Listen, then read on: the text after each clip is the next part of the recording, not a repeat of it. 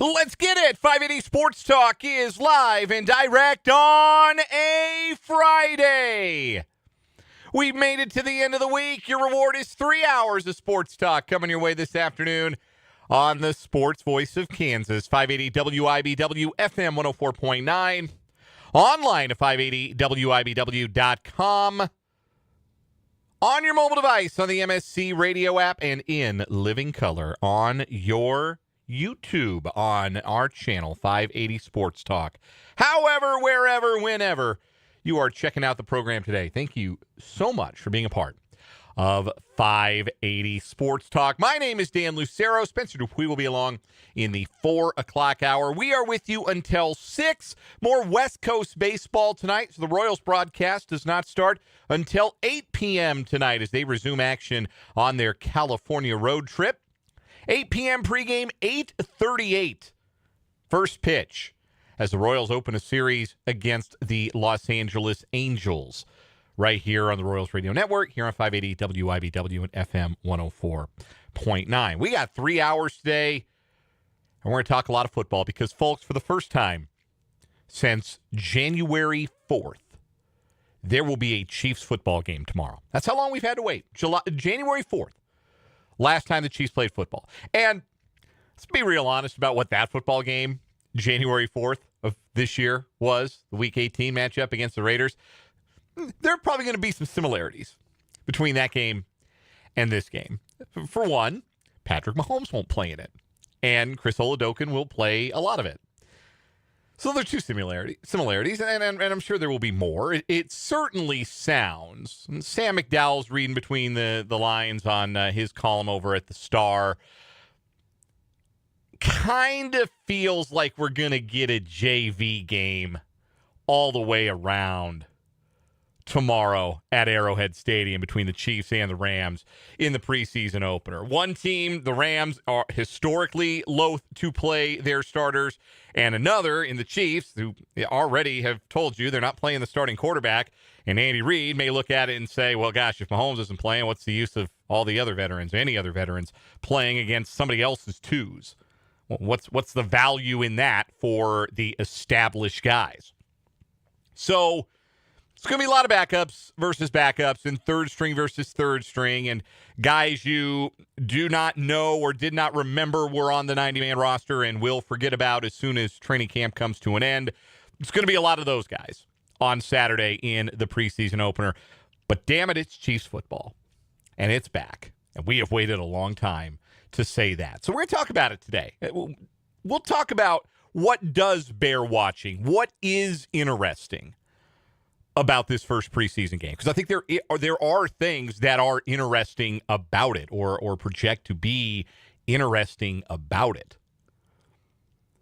Certain players, I think, will be worth watching. Certain rotations, player rotations at certain positions will be worth watching. And we're going to dive into all of that on today's show. It is something like a Red Friday on the show. Andrew calls me out, rightfully so, in the live chat on YouTube, right off rip. I don't have any red on today. I've got my got some home field apparel on as per usual, representing my DePaul Tigers today. I've got a Rockies baseball cap on.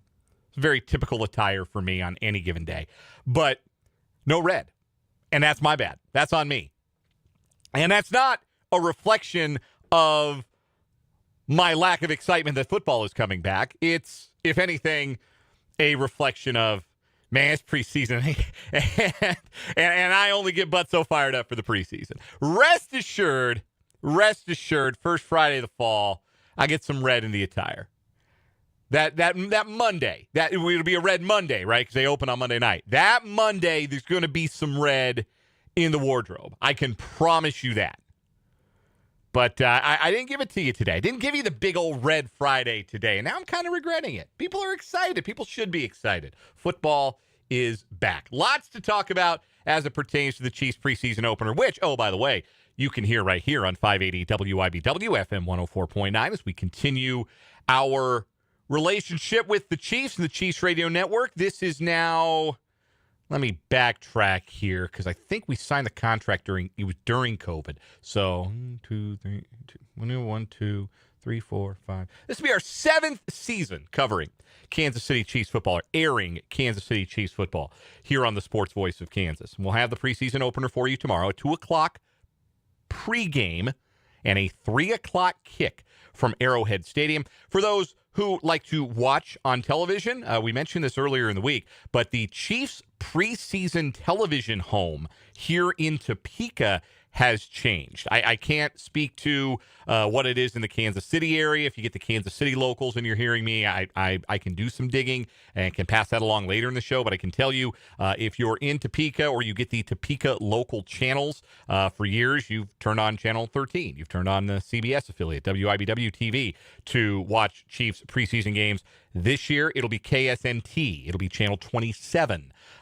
Or if you have Cox, like I do, it will be Channel 7 on your cable box. The NBC affiliate here in Topeka will be airing the Chiefs game on Saturday if you want to watch on television. If you can't or would simply just rather hang out with Mitch for 3 hours, listen, whom among us? Listen to it right here on your home for the Chiefs in Topeka, 580 WIBW and FM 104.9. Speaking of Mitch Holthus, he's one of our 2 guests on today's program. Mitch Holthus joins us in the 5 o'clock hour, 5:25, for a training camp report, and it's a checklist day. Mitch will run down everything. We'll tell you throughout the show what we think is worth watching on Saturday, and then Mitch will fill in the blanks and tell you, all right, this is really what you want to hone in on and who you want to hone in on watching this game. Mitch Holthus with a training camp report presented by Azura Credit Union and Hy-Vee will join us at 5:25. And at the bottom of this hour, it's our Chiefs insider, Matt Derrick of ChiefsDigest.com. Again, Matt Derrick, ChiefsDigest.com is our Chiefs insider. He'll join us at the bottom of this hour. We'll get his thoughts on what he's seen at camp, what he is looking forward to about the Chiefs preseason opener, besides, of course, the chicken tender buffet in the Arrowhead Stadium press box, which has become legendary among media folk over the years, and rightfully so. So those are our guests on today's program. Also going to chew on something. I thought it'd be it's Friday, right? We don't have any audio from Chiefs camp because they didn't practice today. Something I was thinking about today, just idle thought, getting ready for this preseason game, and also hearing, the latest from KU football camp and K-State football camp as those schools get ready for the start of their new year.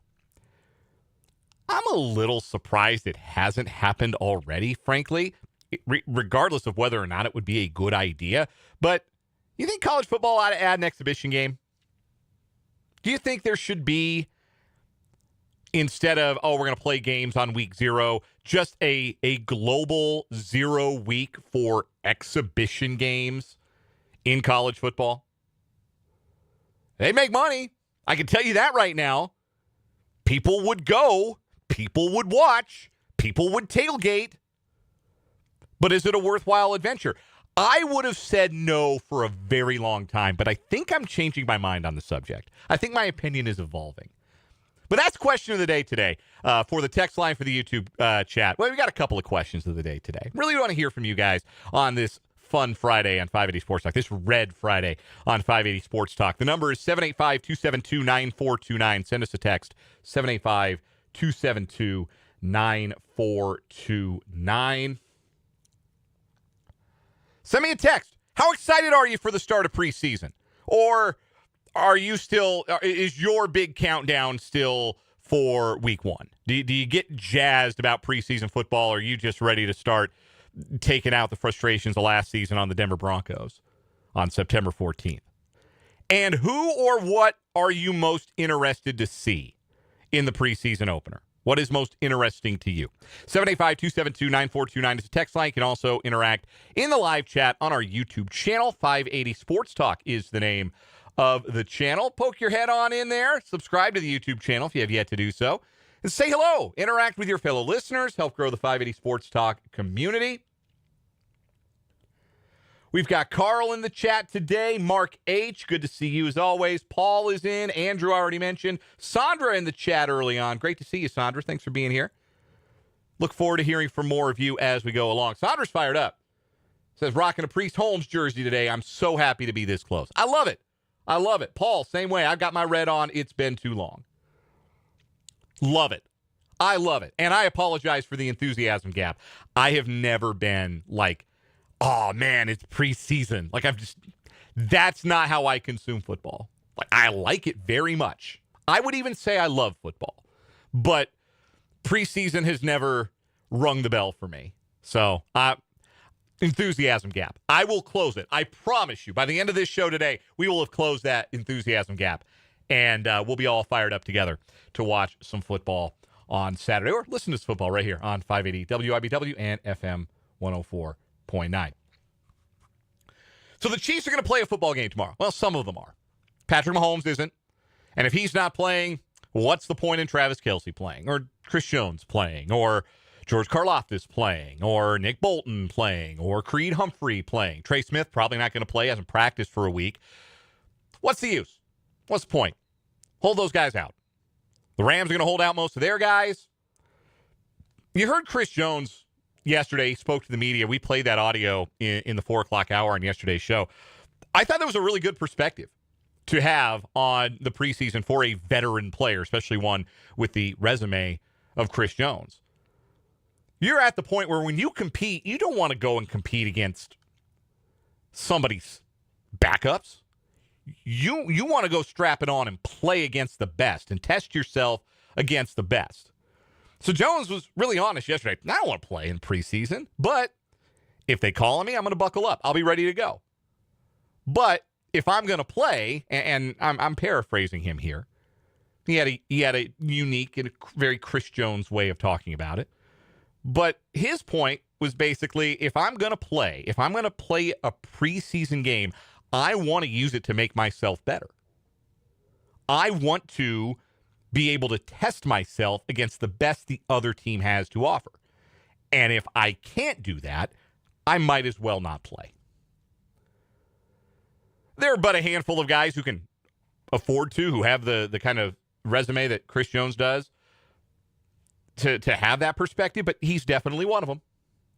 And so, long story short, I don't think he's going to play because the Rams historically have treated preseason football with Sean McVay as their coach like a JV scrimmage, like a soap scrimmage. Like bring a bottle of Dove, bring some Gatorade, that kind of thing. They still do those?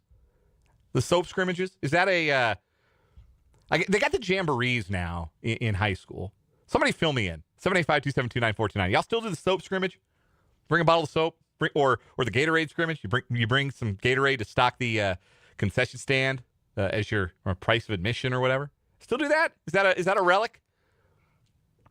Genuinely asking if anybody knows the answer. But that's probably going to be what it feels like a little bit for the Chiefs as well. You would expect the big names to sit out. But there are many Chiefs who do not qualify as big names. And these are the 5 Chiefs, because I like a round number. 5 is roundish. 5 Chiefs I'm excited to watch on Saturday. And 3 of them are rookies.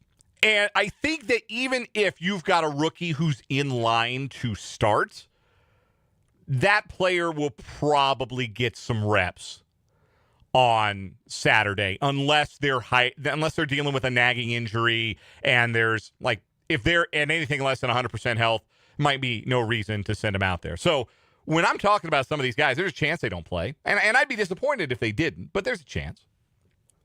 But 3 guys have been headliners this camp, all rookies. Cyrus Allen is one of them. Ben Solak of ESPN wrote him up today. He had a list of training camp superlatives, and Cyrus Allen was the day 3 pick that everyone fell in love with. Not fooled you, fell for it. Not that. It was complimentary, very complimentary in regards to Cyrus Allen, what he showed in camp, what the Chiefs believe he can bring to the squad, even as a 5th-round draft pick. He'll be interesting to watch in the sense of how often, how much, who does he play with? Is he running around out there in the second quarter catching passes from Garrett Nussmeier? Is he out there? I'd be stunned if he plays in the second half. I don't think he's going to get a second half snap the whole preseason. Or is it first series or 2, he's out there with Fields, and then when the quote-unquote starters for tomorrow night leave, then we don't see Cyrus Allen anymore. Because that will tell you right there how much the Chiefs feel like they're going to be relying on him or counting on him in 2026. But if he's going to play, I want to see him win reps. Can Justin Fields get him the ball? That's kind of immaterial. If Patrick Mahomes can get him the ball, that's what I'm concerned about. But is Cyrus Allen winning one-on-ones in live game action? That's really how you have to watch preseason football. We've talked about this over the years. Matt Verderam, our NFL insider who we talk to on Mondays, has been great about explaining this over the years.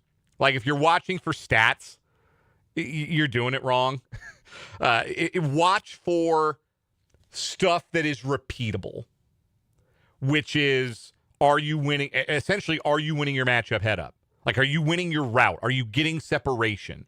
Are you an option on the play? If Justin Fields doesn't see him, nothing Cyrus Allen can do about that. He's got to get himself open. And if he's doing that against man coverage, which is not something the Chiefs' other receivers have particularly excelled doing in their careers, then that would be a really, really good sign that Allen can bring it to a game, even if he's not doing it against, say, the starting corners for the Rams, who, boy, those guys look familiar, don't they? I don't know if we're going to see them. I doubt it. I doubt that we're going to see Trent McDuffie and Jalen Watson against their former team. So Cyrus Allen is one. Staying on the offensive side of the ball, Khalil Benson is another. Nate Taylor of ESPN.com wrote him up today, wrote an article about him, talking about his progress, got a lot of glowing quotes from Benson's teammates about him, Creed Humphrey, Kenneth Walker, Patrick Mahomes. And Taylor notes that Benson is expected to play 2 positions in the first half. Right guard when Justin Fields is in the game, and right tackle when Garrett Nussmeier is in the game. Andy Reid acknowledged this week that Benson having quality snaps at both positions to show his versatility could be a factor in whether he wins the right tackle role over Jalen Moore, who is the safer option. So we're going to see a lot of Khalil Benson. Again, how does he hold up one-on-one? Rams are going to be doing a bunch of exotic stuff, right? Not going to be sending a whole ton of real complicated blitzes, twists, stunts, things like that. It's going to be a lot of, that's the guy in front of you. Block him. Take care of him. Move him if it's a run. Absorb and reroute him or stand him up if it's a pass. Can Khalil Benson do that consistently? And on the other side of the line, this is another one. I don't know how much he's going to play. Peter Woods. If Peter Woods is going up against the Rams 2s, he shouldn't play long because he should light those guys up. He should light them up. He should live in the backfield. That's what you're looking for from Peter Woods. That's real simple. He should dominate backups. with how good he's been in camp, with how athletic he is, he should dominate backups. If he's in there against the Rams twos, it should be no contest. He should be routinely winning one-on-ones, getting into the backfield.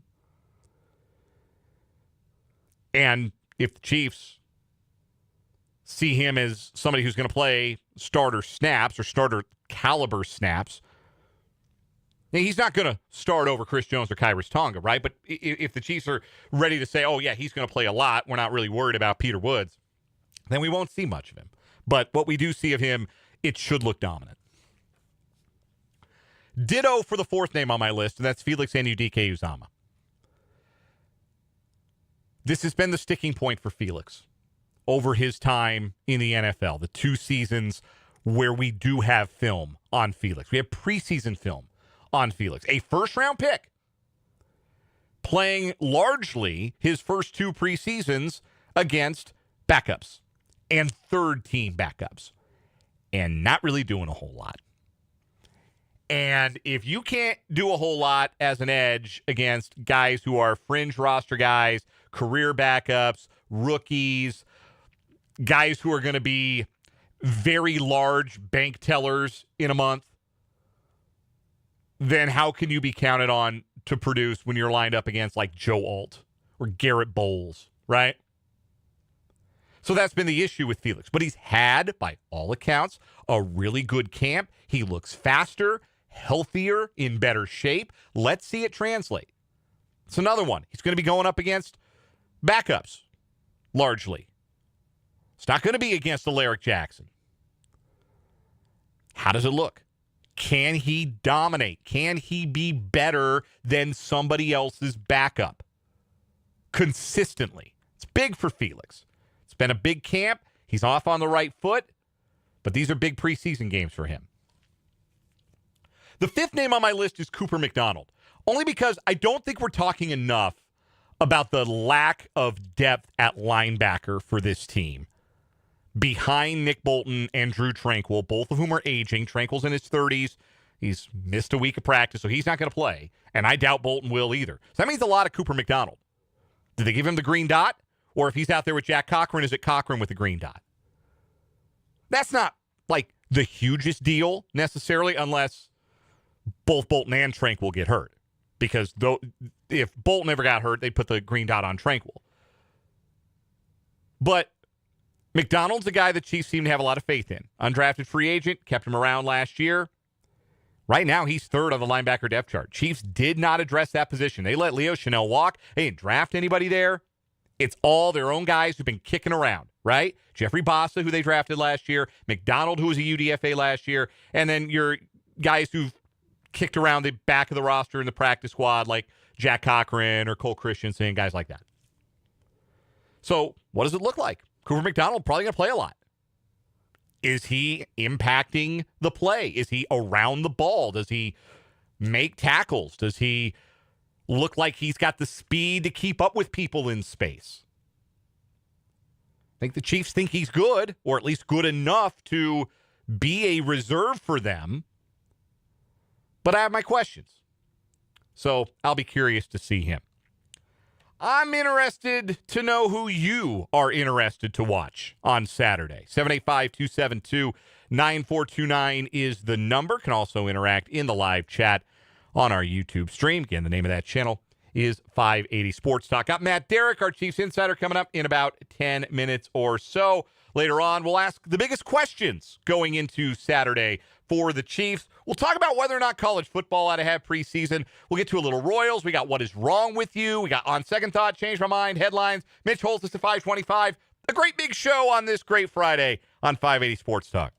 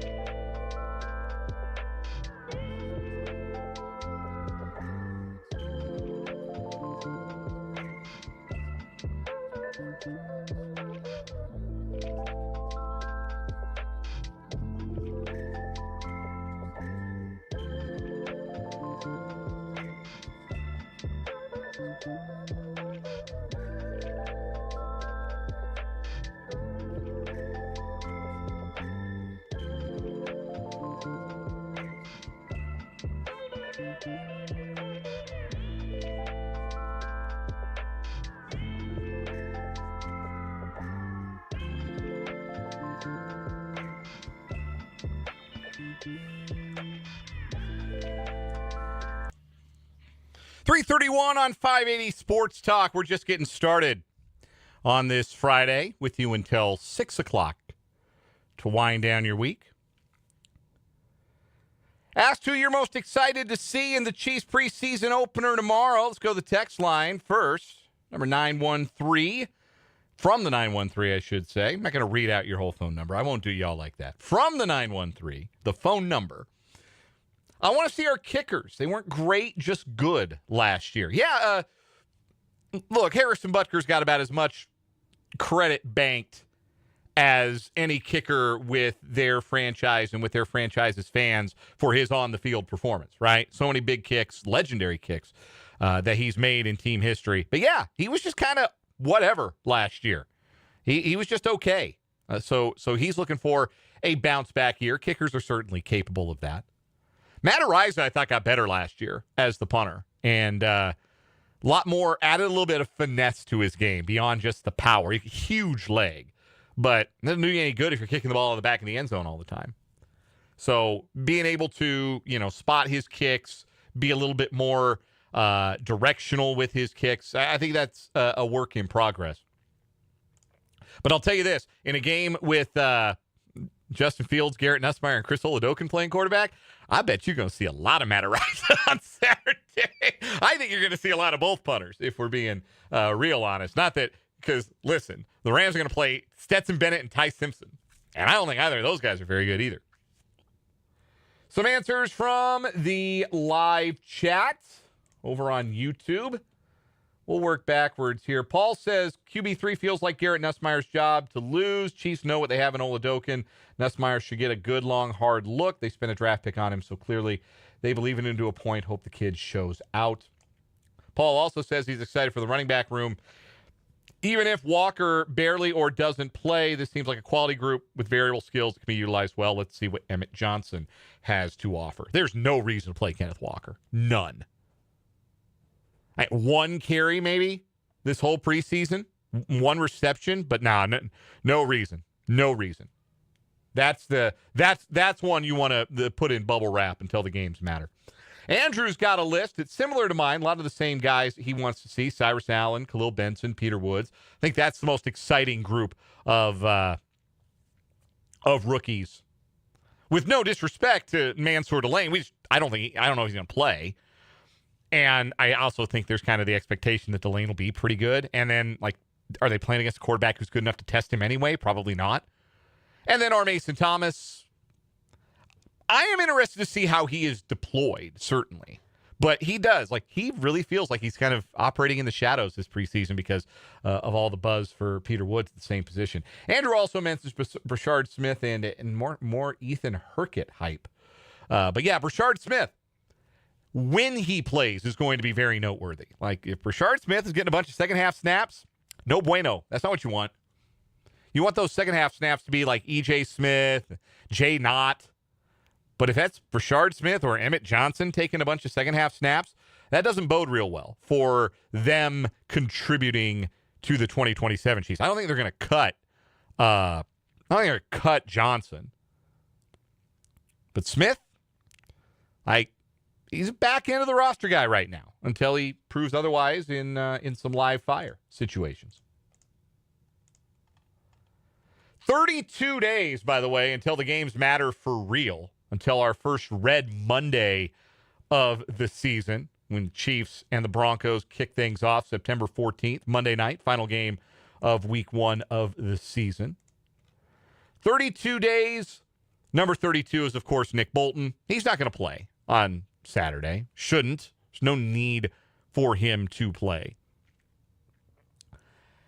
I don't know if there's any new ground to cover with Nick Bolton on our countdown to Chiefs kickoff. I think what you see is what you see when it comes to Nick Bolton. Do you see a steady, reliable presence, a leader, a guy who plays hurt, a guy who makes a lot of tackles, a guy who is trusted by his teammates and by his coaches? You're right to see that. Do you see someone who is lacking in coverage, maybe not as fast as you would like a linebacker to be?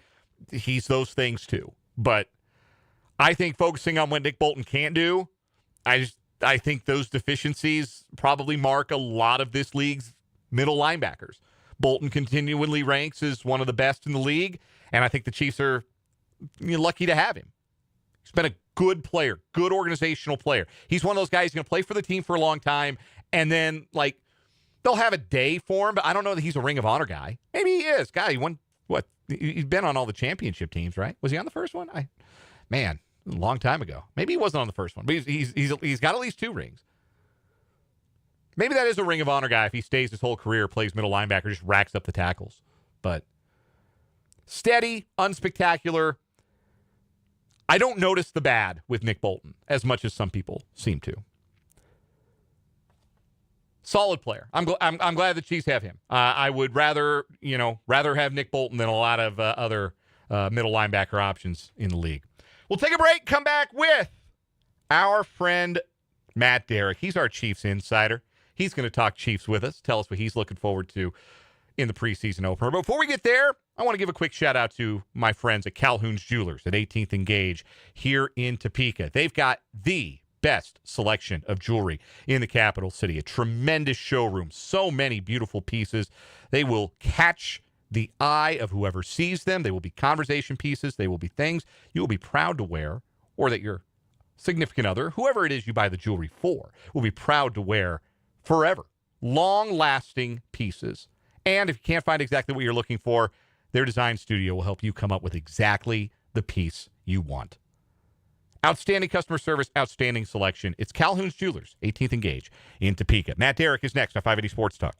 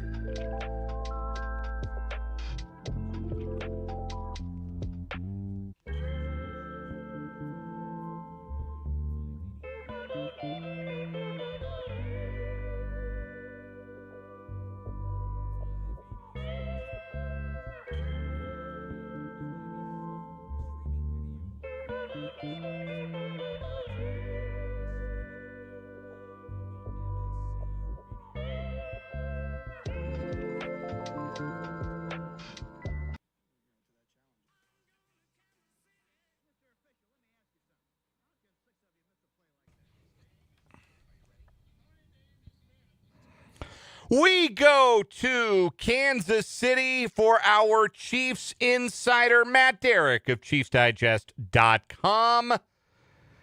His coverage, a daily must-read at ChiefsDigest.com. He joins us on the Fleming Place Wine and Spirits hotline, as he does every Friday at this time. This is the first Red Friday for us to talk since 2025. Matt, how does that feel? It feels good to be talking about real football again and not just practices and thinking about what the Chiefs are going to do and all these things. We get to actually evaluate things tomorrow. We will, but we're going to be evaluating a lot of second team, third team guys against a lot of second and third team guys. Patrick Mahomes, we know, is not going to play.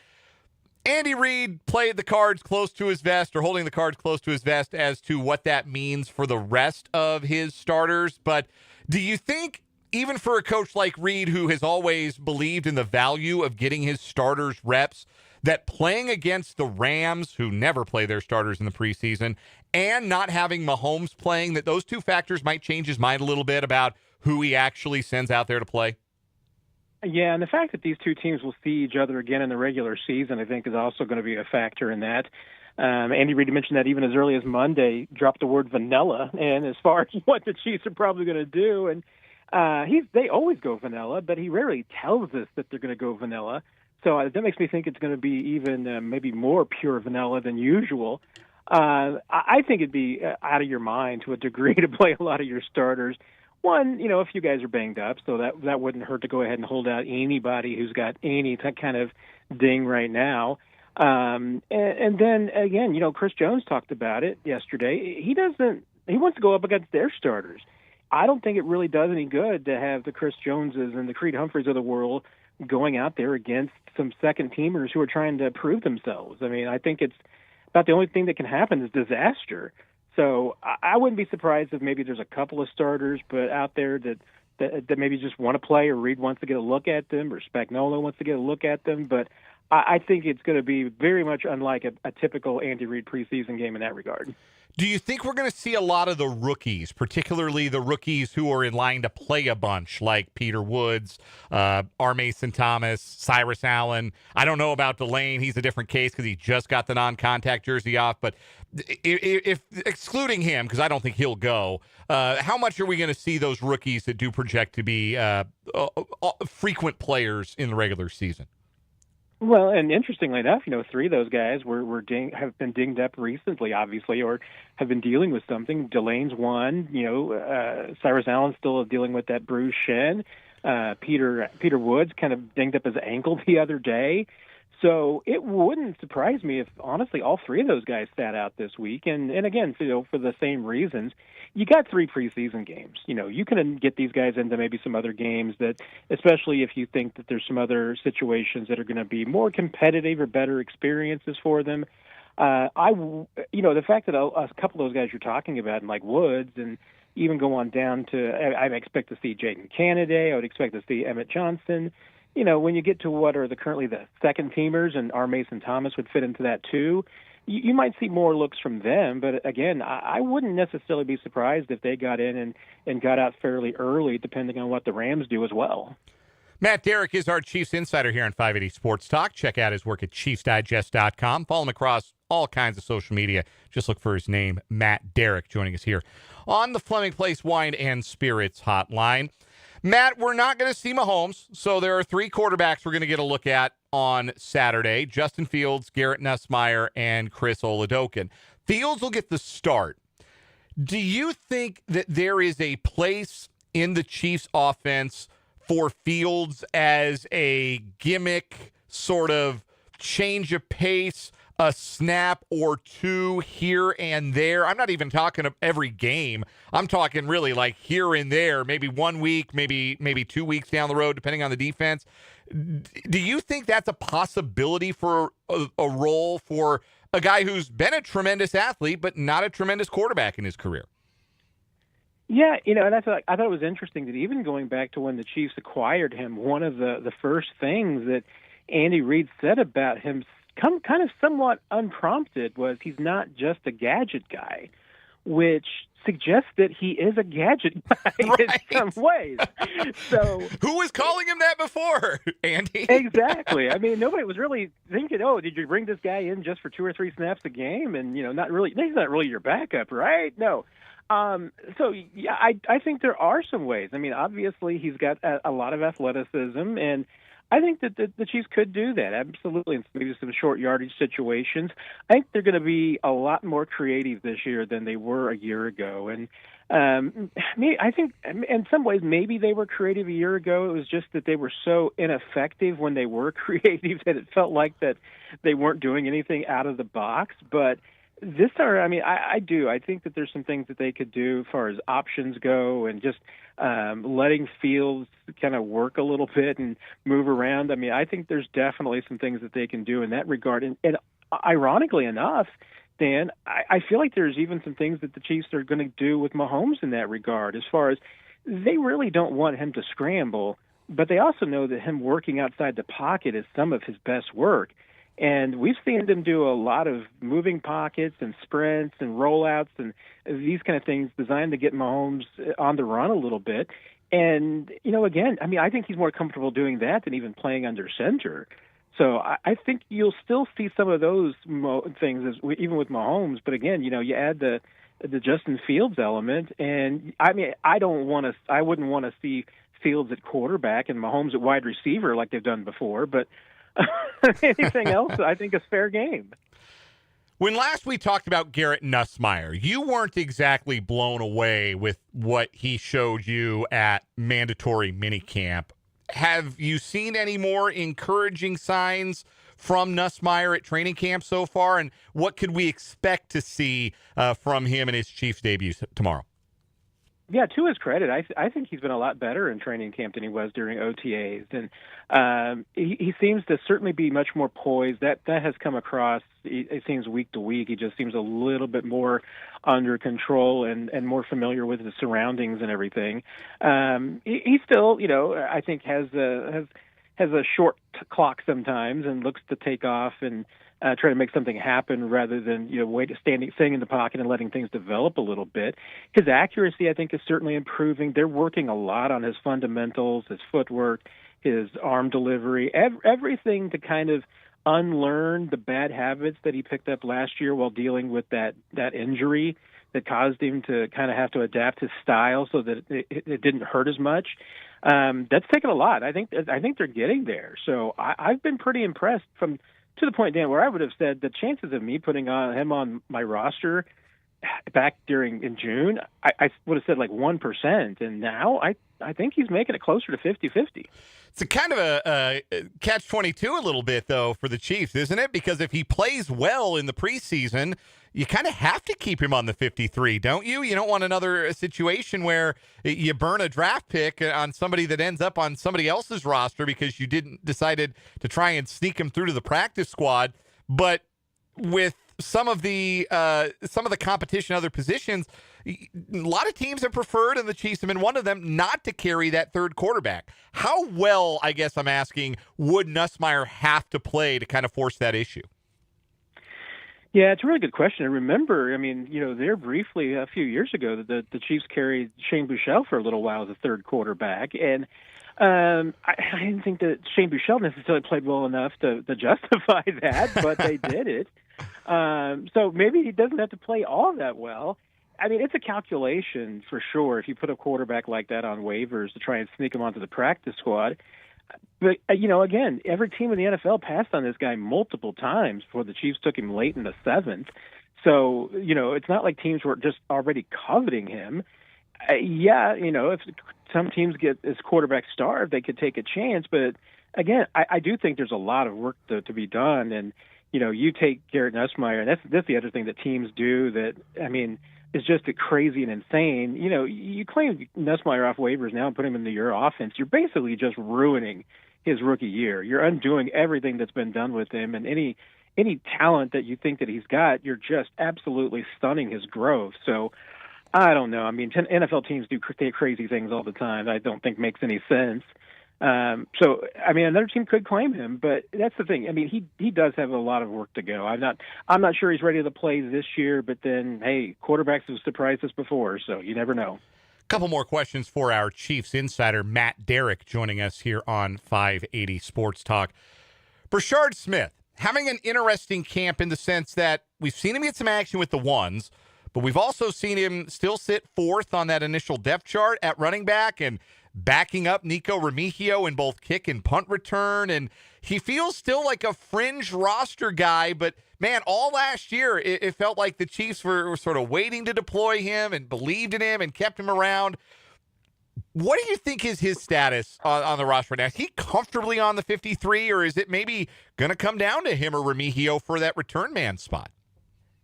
I mean, I think he's comfortably on the 53. The tricky thing for sure is that I think there's three good people right now who are on track to make the roster that you could use in kick return roles, and Remigio is one. I think Ernest Johnson is the other. A lot of the guys that honestly that they've been Emmett Johnson. I keep calling him Ernest for some reason. I have no idea why. Man, I remember Ernest Johnson. He played for the or there was a D. Ernest Johnson, I think, who played for the Browns, maybe. Maybe that's it, or I'm just like with E.J. Smith. I'm like, oh, they can't have two guys named Emmett on this team. I don't know. I need a checkup, Dan.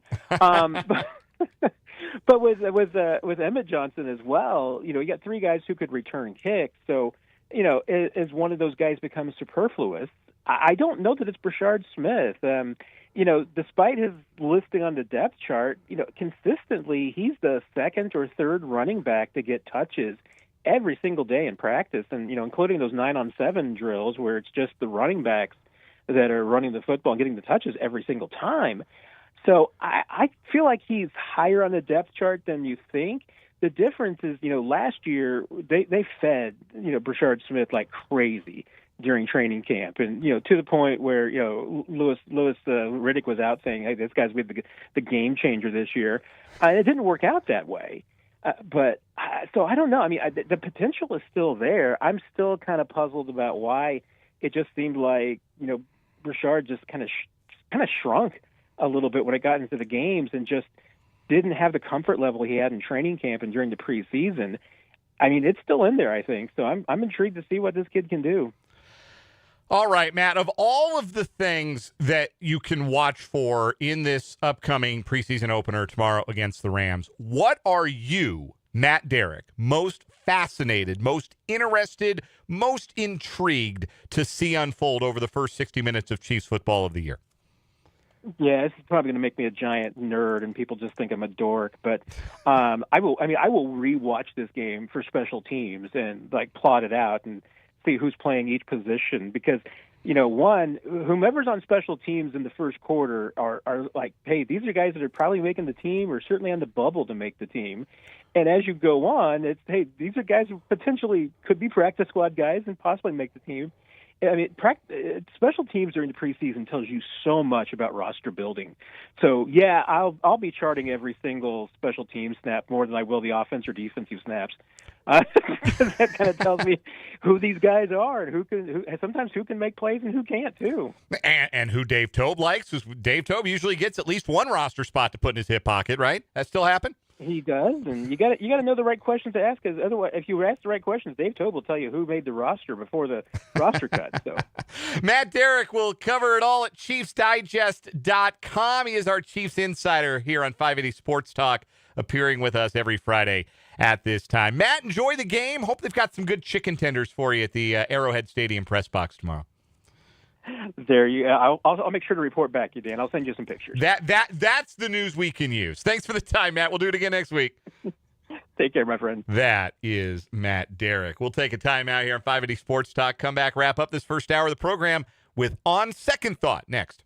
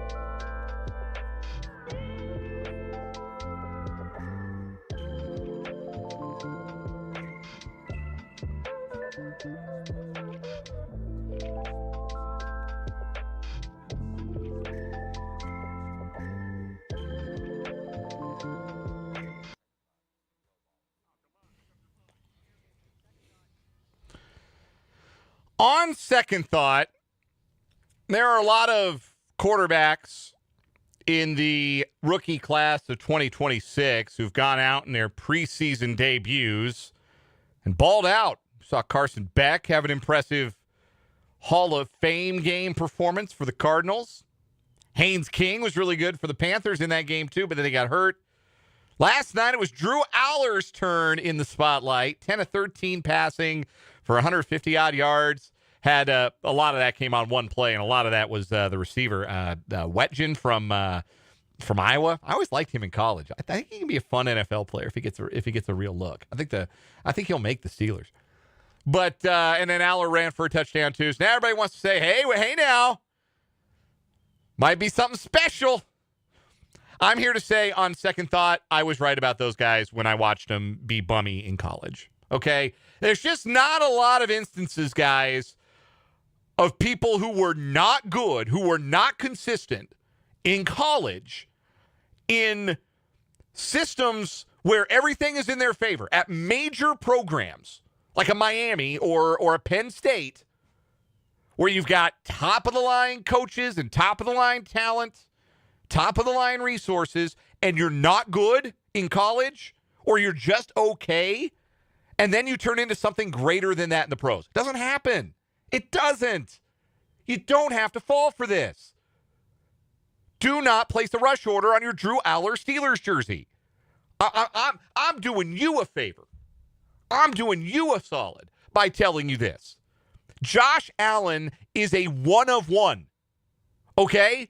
Josh Allen's the one guy that we watched his film in college. We're like, man, are we sure he's good? And then he got to the pros, like, well, we're really sure he's not good. And then he became Josh Allen.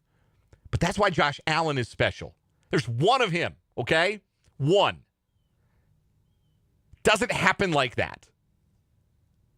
It's not going to happen for Carson Beck. It's not going to happen for Drew Aller. If it was going to happen, it would have happened in college. It's not going to all of a sudden happen in the NFL when they're out there throwing to guys who are going to be construction workers in mid-September. Coming up in the 4 o'clock hour, Spencer will join me. We'll throw around our big questions for the Chiefs preseason opener coming up on Saturday. We'll also ask if maybe college football should have a preseason with a game or maybe even two. Plus, we got a new round of What Is Wrong With You. We will crown a weekly champion. And hey, forgot to tell you, I've got a pair of Royals tickets for next Tuesday night against the A's, the Sacramento Athletics, courtesy of our friends at Smoothie King, who are opening up next Saturday, grand opening celebration. Be listening for your cue to call for those. It's all coming up on 580 Sports Talk.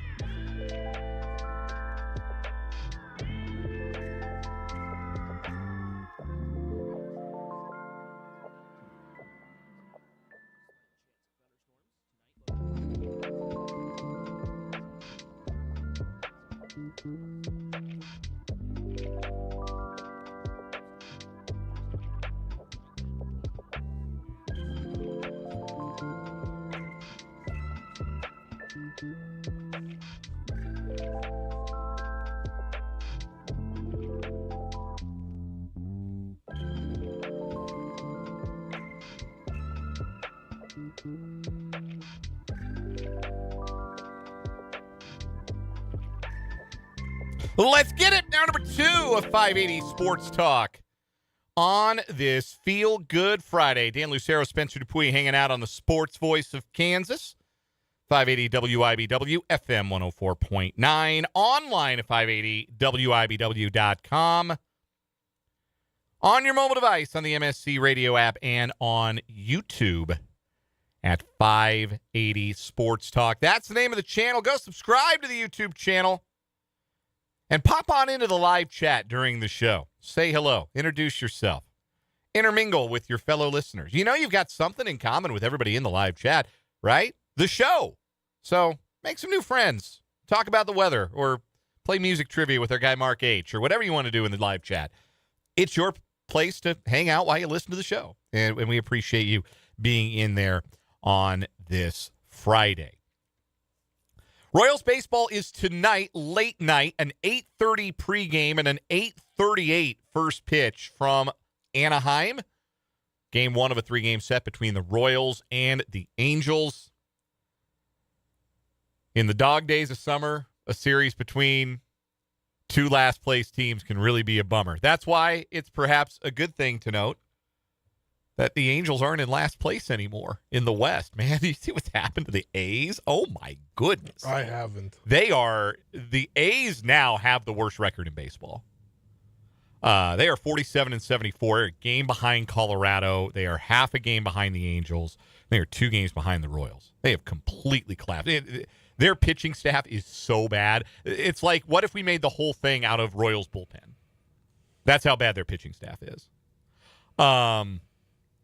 Royals see them next week. I got a pair of tickets for Tuesday night's game that we're going to give away with the help of our friends from Smoothie King coming to the capital city. Grand opening next Saturday, August 22nd at their location, 21st and Wanamaker. I guess I'm going to be there next Saturday. I love smoothies. I don't think you'll be eligible for the big prizes, though. I don't think you can enter for a chance to be one of 10 people. 10 visitors to Smoothie King on opening day are going to be eligible to win. Well, 10 people will win. Everybody who comes gets entered, but except for you if you go because you're an employee, you can't. But is this sponsored by us? We're a part of it, yeah. Oh. We're a part of promoting it. Oh, yeah. So, 10 people are going to win free smoothies for a year. Darn. So, I'll have to send Benser Soupui. Yeah, there you go. I've told the story. We should check our rules. We should check our rules, the employee handbook, all that stuff, because there's a Dan Lucero rule in the employee handbook at Eagle Radio in North Platte, Nebraska, because I won a giveaway television at an event we were doing. Yikes. I know we were there doing a remote. They were giving it away at a car dealership, and I wasn't going to enter, but the person getting people entered was a coworker. I'm like, oh, go ahead. You want to enter, right? I'm like, well, yeah, obviously. And then you had to be present to win. So there's like probably 50, 60 people in this car dealership, all there to hear my name as I'm sitting there with a headset on, get called as the winner of the 50-inch plasma TV. If there was a Spencer contest rule here, it would be concert tickets for country concerts over on the big 94.5 country. I had that TV for a long time. It quit responding to remote control. Wait, they let you get it? Yeah, they let me keep it. There wasn't a rule that said I couldn't. That's why there's a Dan but then Lucero there rule was now. afterwards. Yes, afterwards. Yes, that was the end of that. But no, I did. I won a TV once. So yeah, double-check the rules, but no, 10 of y'all.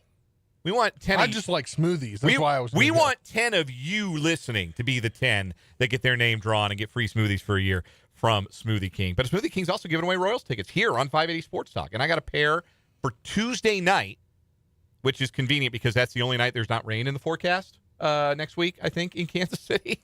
Well, that'll change anyway. There'll be it might. The forecast changes around here all I'm too saying much. as of today, it's the only day without rain in the forecast. So, pair of tickets for Tuesday night, courtesy of Smoothie King. So be listening for your cue to call on those. We're talking Chiefs preseason football. We've got our big questions going into Saturday. We'll give our game predictions as well. Also, we'll debate whether or not college football should have exhibition games, preseason games, in the way that the NFL does, in the way that college basketball has started to pivot towards. I'm interested to have that conversation, interested what you all think on the matter as well. I'm going to change my mind coming up. Still got sports headlines at the top of the 5 o'clock hour and at 5:25 today. Another training camp report with Mitch Holthus, the voice of the Chiefs, presented by Assure Credit Union and Hy-Vee. It's our Game 1 preseason checklist. What to look for, what to watch for. You're going to get it straight from Mitch coming up at 5:25. Text line is 785-272-9429. That's 785-272-9429. Can also interact with us in the live chat on our YouTube channel. As I mentioned, the YouTube channel is 580 Sports Talk. How will you be consuming Chiefs preseason football on Saturday? I'm going to DVR it. Yes. And watch it I'm going to watch it after my wife goes to bed on Saturday. Yeah. I will probably not watch it live. I think we're going to have a little family get together, a little pool day, perhaps. Goodness knows it'll feel good to get in the pool. And I bet. I'm a believer that the best way to watch preseason football is in an hour and a half. and zoom right on through That's it, how I will be doing with my favorite team, the Commanders, because they're not the selected. They're playing tonight. They're not the selected game on NFL Network or the ESPN Unlimited package that I now have access to as a YouTube TV subscriber. Shout out to YouTube TV for that, because I just found that out. So now I have ESPN Plus in my same price. Whatever. Okay. Beside the point, that they select a preseason game each day that they're going to air.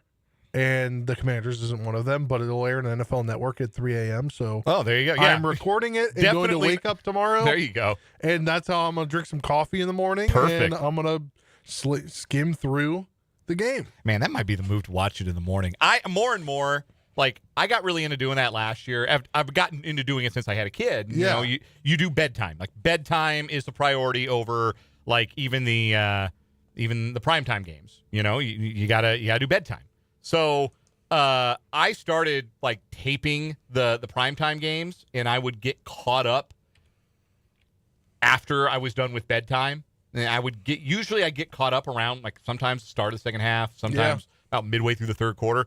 But man, that's the way to do it. I'm telling you, I might be onto something with that. I really kind of like that. But anyhow, game kicks off at 3 o'clock. Again, it will air locally on TV on KSNT. That's channel 27 on your antenna. It's channel 7 if you are a Cox subscriber. It's NBC. It's a local NBC affiliate. But if you want to listen, we got you right here. 580 WIBW FM 104.9. 2 o'clock pregame on the Chiefs Radio Network before that 3 o'clock kickoff.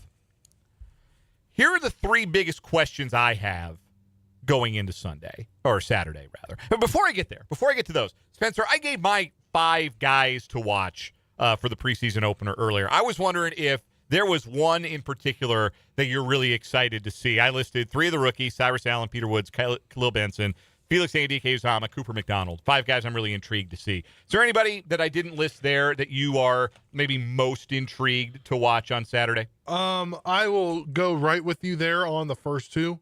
Definitely, I want to see them. Sure. I don't think Peter Woods is going to play. He may not. He did roll an ankle in Thursday's practice, and they might hold him out. I just, if he's the real deal, I would just want to see him go wreck shop against the second-team offensive line of the Rams, even if just for a series. But I would say I am looking forward to seeing Who am I thinking? I just lost it. Where'd it go? Oh, I can't help you. Jaden Kennedy. Jaden Kennedy. Sure. I want to see what he can do because I would assume he's going to play. What he can do and where he does it. Yes, right? like where are they putting him? Are we going to see him at the nickel corner? Like what are we going to see him going against? Who are we going to see him going against? And also, I would say, I don't know if you have it on there, but I was listening to, Cooper McDonald. Just the linebacker core in general. Because you lost Leo Chenal, and they didn't really add anybody. Right. So... yeah, but McDonald's all of a sudden a very important piece. He's the first guy that come off the bench. Maybe. I'm not saying he's bad, or he's not saying he's bad, but he was an undrafted free agent. So was last year just a fluke of him being a good on special teams? They really like him, and he had a decent preseason last year. Let's see if he has another decent preseason. No, I think he's definitely worth watching. But as opposed. I don't know if you went through this. It was in the leadoff segment, the game prediction. No, we haven't done that yet. We'll get to that here in a little bit. But biggest questions I have going into Saturday. Here's one, and I kind of can't believe this is something that I'm interested in because, again, it is a preseason game. Chiefs have not won a preseason game since 2023. 2024, they went 0-3 in the preseason. Didn't matter. Went to the Super Bowl for a third straight year. Last year, they went 0-3 in the preseason. Had that ridiculous loss. Your boy, Tyson Bagent, looking like Tyson Montana out there for the Bears in that preseason game. He's starting. Is he starting their preseason opener? Yeah, I'm sure he is. I don't think that. Yeah, I think he's going to play the preseason opener, and that's it. But they went 0-3 the preseason last year, and then they went on to go 6-11. They lost their final 5 games of the regular season. So they entered this offseason on a 5-game losing streak. Haven't won a preseason game in 2 years. Usually in a preseason game, you can detect an enthusiasm gap. Second time I've used that statement, that phrase on the show today. But you can usually detect, okay, this seems to matter a little bit more beyond just getting reps in. And for a veteran team like the Chiefs have had, I don't necessarily think it had to matter beyond getting your reps in the last couple of years. It was never fussed. It didn't mean anything that the Chiefs didn't win a preseason game each of the last 2 years. But I will be interested to see how important winning is to the Chiefs. And I don't mean that in the sense of, they're going to have their starters in the fourth quarter or anything like that. This is like what we talked about yesterday. But, how bad y'all want this? Yeah. How much, what is there an enthusiasm gap? Is there an energy gap? Do the Chiefs want to start this year on a winning note, even though it's a preseason game? Knowing that they went into last year losing 5 straight. Knowing that the guys who are going to play on Saturday, by and large, are not the guys who are just trying to turn the engine over again after going back to 3 straight Super Bowls like they were last year. But this is a younger group. This is a hungrier group. This should be a group of guys that are looking to prove themselves and show that the dynasty will continue. I am genuinely interested to see the energy, the enthusiasm, the desire on the Chiefs side. Or will it be... Because I do think last year in the preseason they were going through the motions. And again, that's fine if they do. It's not bad if the Chiefs go 0-3 in the preseason. It will not matter one iota. I just wonder about the makeup of this group, the makeup of some of these guys, if maybe they'll come out at home against the preseason Super Bowl favorites, even though they're not going to play any of the guys who make them the preseason Super Bowl favorites, and say, we want to put on a show for the home fans. We want to prove that this season is going to be different than last season. Because I can tell you this, watching last year's preseason game that the Chiefs played in Seattle. Now, the Chiefs sat a lot of their starters in that game, and Seattle played their starters for the first drive and just went through the Chiefs defense like they weren't even on the field. But throughout that game, you could tell that competing meant a lot more to the Seahawks that night than it did to the Chiefs. And again, I am not suggesting that's why the Seahawks won the Super Bowl and the Chiefs went 6-11. I'm just wondering, will there be a little bit more energy on the Chiefs' part to go out and try and win this game and go play to an extent that would suggest that the result matters to them? I'll be interested, because I think if they do, if you do see that, I think that would be a positive sign. It's one of those things where this is kind of a can't-lose situation. Like, if they go 0-3 again, who cares? But if they show a little bit more fight, a little bit more energy in these preseason games, I think it would be indicative of some good things about this team's mindset.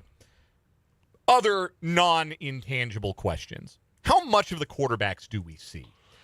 Do we see a quarter for Fields? I don't think we see a drive? I think we see 2 or 3 drives for Fields.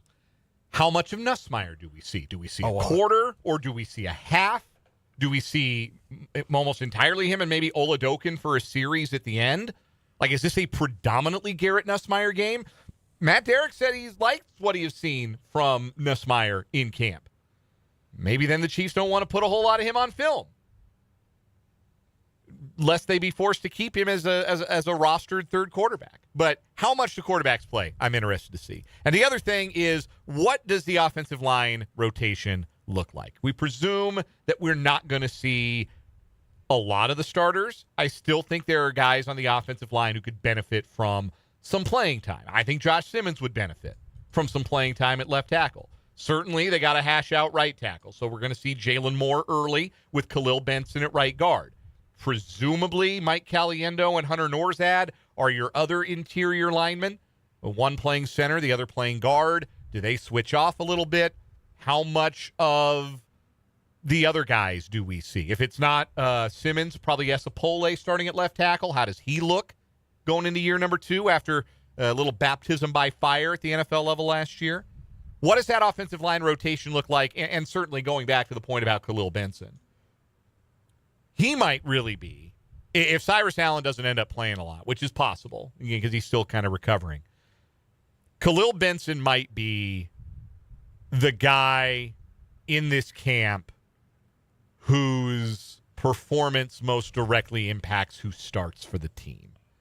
Right? That's the one starting spot doesn't feel like it's really all the way locked down. Yeah. And if Benson goes out and he's good enough to start, the Chiefs are going to start him.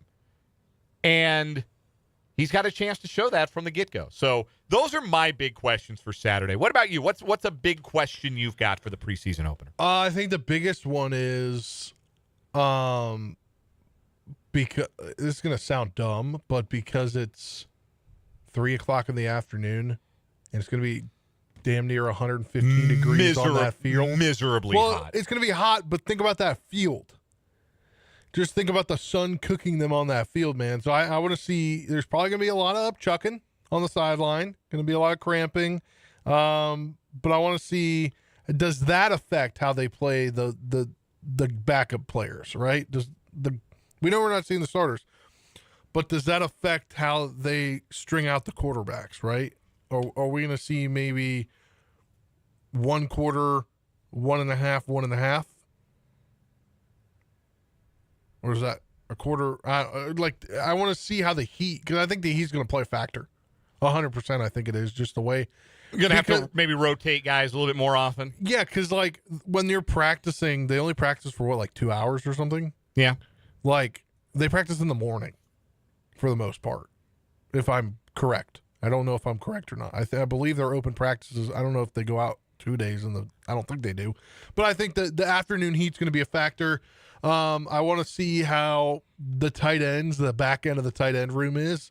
We'll get to that more in my score prediction, big Chief pick in there. We mentioned the linebackers, the corners, who plays where, like we mentioned with Kennedy, and the defensive line, who rotates.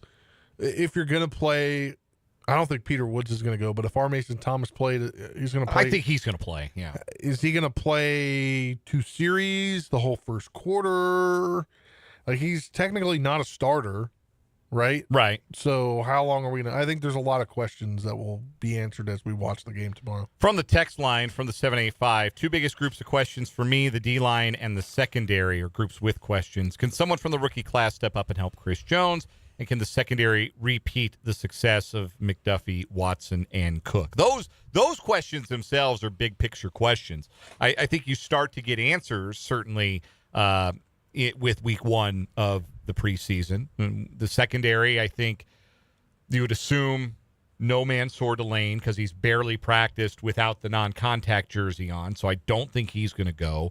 Certainly wouldn't expect that L'Jarius Sneed would go. Christian Fulton's been banged up. He's been back at practice. He may need or want the reps even, but that's another guy who might not go. I'd expect you'll see Noel Williams. I'd expect you'll see, as you mentioned, Jaden Kennedy. Chris Rowland Wallace will be somebody who kind of rotates from safety to that nickel spot. We'll see Kader Kohu. We'll see Melvin Smith, Kevin Knowles, the bunch of back of the roster guys who have a real shot to fill out the 53. How much of Alohi Gilman do you see, if any? Is he another guy you say, it's a vet, we're not going to met him and Connor, sit them? Who's the free safety behind Gilman? I think that's another interesting question. Who's the second string free safety? Is it Hicks? Is it Roland Wallace? I think that's another interesting rotation to keep an eye on there as well. But yeah, there's a whole lot of quality defense. Quality's relative, right? When I'm not trying to put Kevin Knowles and Mansour Delane or Noel Williams on the same level, right? Yeah. But there are a lot of rosterable defensive backs on this 90-man roster. Does that make sense? Say you have a lot of guys that are NFL-level players, I think, that are, and we've talked about this, maybe guys who don't make the team that have been, Kader Kohu has been a starter in the league. He may not make the team. Kyer Elam may not make the team. It probably won't make the team, if we're being honest. One of those, Smith, Knowles, one of those two, at least, is going to be somebody the Chiefs hope to slip through the practice squad again. So a lot of those guys are NFL caliber players, and I would anticipate them. I would expect them to show well because I don't think either of the quarterbacks that the Rams have that are going to play a bunch, Stetson Bennett and Ty Simpson, are all that awesome. So that's an interesting group for sure to watch the secondary on Saturday. Again, you can hear the game right here, 580 WIBW FM 104.9. 2 o'clock pregame coverage, 3 o'clock the kickoff. And again, if you're looking for it on TV, there's a new TV home for the Chiefs in the preseason. It's not WIBW TV any longer. It is KSNT, number 27.1 on your antenna, or Channel 7 if you're a Cox cable subscriber. We got What Is Wrong With You coming up. Going to crown a weekly champion. We'll talk a little bit about the idea of college football adding an exhibition season or an exhibition game at the very least. But first, I want to give a shout out to the good folks at Eagle Auto Wash and Detailing Salon in the capital city. They've got a great staff of people who work on your car, who take great care of it, from the vacuuming procedure to the towel dry at the end that leaves your shine with no streaks. They care about your car, not just the 4 sides either. The car has 6 sides, right? You have a top and the bottom, like a cube, right? And they take care and clean and scrub all 6 sides of your vehicle. You're going to come out with the best shine that your car has ever had. And no better time in the heat of summer to be a Ultimate Wash Pass Club member. Ultimate Wash Passes start as low as $19 a month. $19 a month for unlimited car washes? Believe it. So soar with the Eagle once a week. Eagle Auto Wash and Detailing Salon. Ask about their professional detailing as well. They'll detail any size of vehicle. Lots of different packages to meet your needs. Maybe you want to get your car detailed because the kids are back to school. So you don't have the kids in the car as often. So you got less snacks floating around randomly in your back seat. You want to get your car detailed. Now's a great time to do it. Back to school. Ask about their detailing packages. Eagle Auto Wash and Detailing Salon in Fairlawn Plaza in Topeka. Soar with the Eagle once a week. We're back with more 580 Sports Talk after this.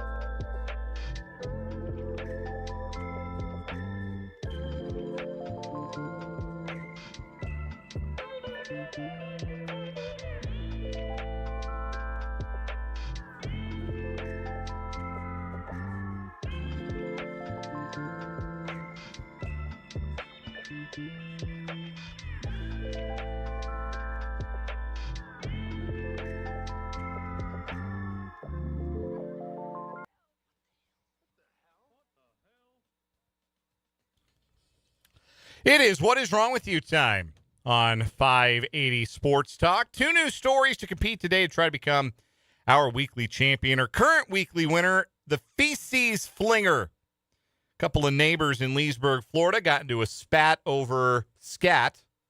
See what I did there? I thought it was pretty clever. Right off the dome. That's just how I am. The gentleman, Trey DeClote, who was arrested, was upset that a neighbor's dog kept pooping on his lawn. So he picked some of it up, walked into his neighbor's house, and threw it at his neighbor. The feces. Hence the name, the Feces Flinger. He tried to explain that, no, it was not that big a deal. Besides, my neighbor lets me walk up in his house whenever I want. We have an understanding like that. And the neighbor said, actually, it's the exact opposite. I told that dude I didn't want him in my house anymore. And so, additionally, DeClote got a burglary charge in addition to aggravated assault with a deadly weapon, which I'm assuming is the scooter that he rode over there and held above his head. Yeah. Because I would not think that dog crap would count as a deadly weapon. The dog feces is probably where the simple battery charge comes from. But yep. Anyhow, that's our current winner on What Is Wrong With You. We got 2 new stories today. I will go first. There's an element of slapstick to this one. Sometimes a story benefits from a picture. This one would have benefited from the video. We meet 49-year-old Marcus Jordan, not Michael's son, from Columbia, Missouri, who entered the Boone County Courthouse on Tuesday, placed his bag on the conveyor belt for screening. The bag had a throwing star in it, or at least what looked like one. Not a great thing to bring to the courthouse. Also, not a great thing to bring to a courthouse, a meth pipe. After searching the bag, they located the glass meth pipe, and Jordan was arrested. As the court marshal, read him his Miranda rights, Jordan sprinted toward the front door with his hands handcuffed behind him and ran smack into it, causing him to fall and be caught again. Field testing confirmed it was a meth pipe. Jordan is currently in jail on charges of resisting arrest, possession of a controlled substance, and unlawful possession of drug paraphernalia. So the guy brings meth to court. Mistake number 1. And he tries to run off with his hands behind his back. And I don't know if maybe it was a push door and he just thought he would be able to generate enough steam for the door to give way. Friend, it did not. He ran smack into the door like Wile E. Coyote hitting the side of the rock and was instantly taken into custody. It's a very funny image to imagine this meth head crashing into the door of the courthouse. That's my story today. Spencer, what do you have? Yeah, we're going to South Peoria, Illinois. A woman faces up to 15 years in prison after being indicted Tuesday for allegedly stealing a Bartonville police vehicle. The Peoria County Grand Jury returned a one-count bill of indictment against Brittany M. Potter, 30, on a single charge of aggravated unlawful possession of a motor vehicle. She was previously held in custody at the county jail pending the outcome of the allegations. She will next appear in court on August 13th. At 5:45 p.m. on July 16th, Bartonville police went to the area of Madison Street and Kelowna Avenue for a truck driving at a high rate of speed before it crashed in an alley behind those streets. A woman, later identified as Potter, was detained and put in the back of a squad car. Officers were checking to see if anyone was trapped under the crashed truck, and there wasn't. But during that time, she allegedly climbed through the cage partition and drove off in the squad car. The police car was later found parked in the 100 block of Birch Street, unoccupied and undamaged. Officers were told that Potter was seen walking in the area. Officers from Bartonville and other agencies converged on the area, but Potter ran into the woods, according to news stories. She was later found at a Peoria address. I know somebody who lives in Bartonville. I wonder if that's all they're talking about, maybe. How do you get through the partition of a cop car? Very carefully? I couldn't do it. I'm just trying I don't think I'm the right shape to do it. I think there's a little too much of me to slip through the cage how partition. Be even possible. Yeah, that's because isn't the partition where they also put their like shotgun or whatever in the middle, I think? I would think that's like the glass between the front and the back seat. Yeah. Maybe there's like a window that you open, like in a taxi. Yeah. Like that's what I'm thinking. It seems like it would be like no more than like 2 feet by 2 feet. And that if you had somebody in the back, you would keep it closed. Unless you were in the car with them. Yeah. That's that police officer's taking a lot of heat, I guarantee you. How'd you get your car stolen, man? Yeah, from his cop buddies. Oh man, he is hearing it at the precinct, no doubt about it. All right, two pretty good ones today. I'm going to go with the guy that brought a throwing star and meth to the courthouse. That in and of itself would probably win. And then the fact that he tried to run away with his hands tied behind his back and splattered himself on the door. I think that wins today. Oh, does it beat the feces flinger, though? I don't think so, man.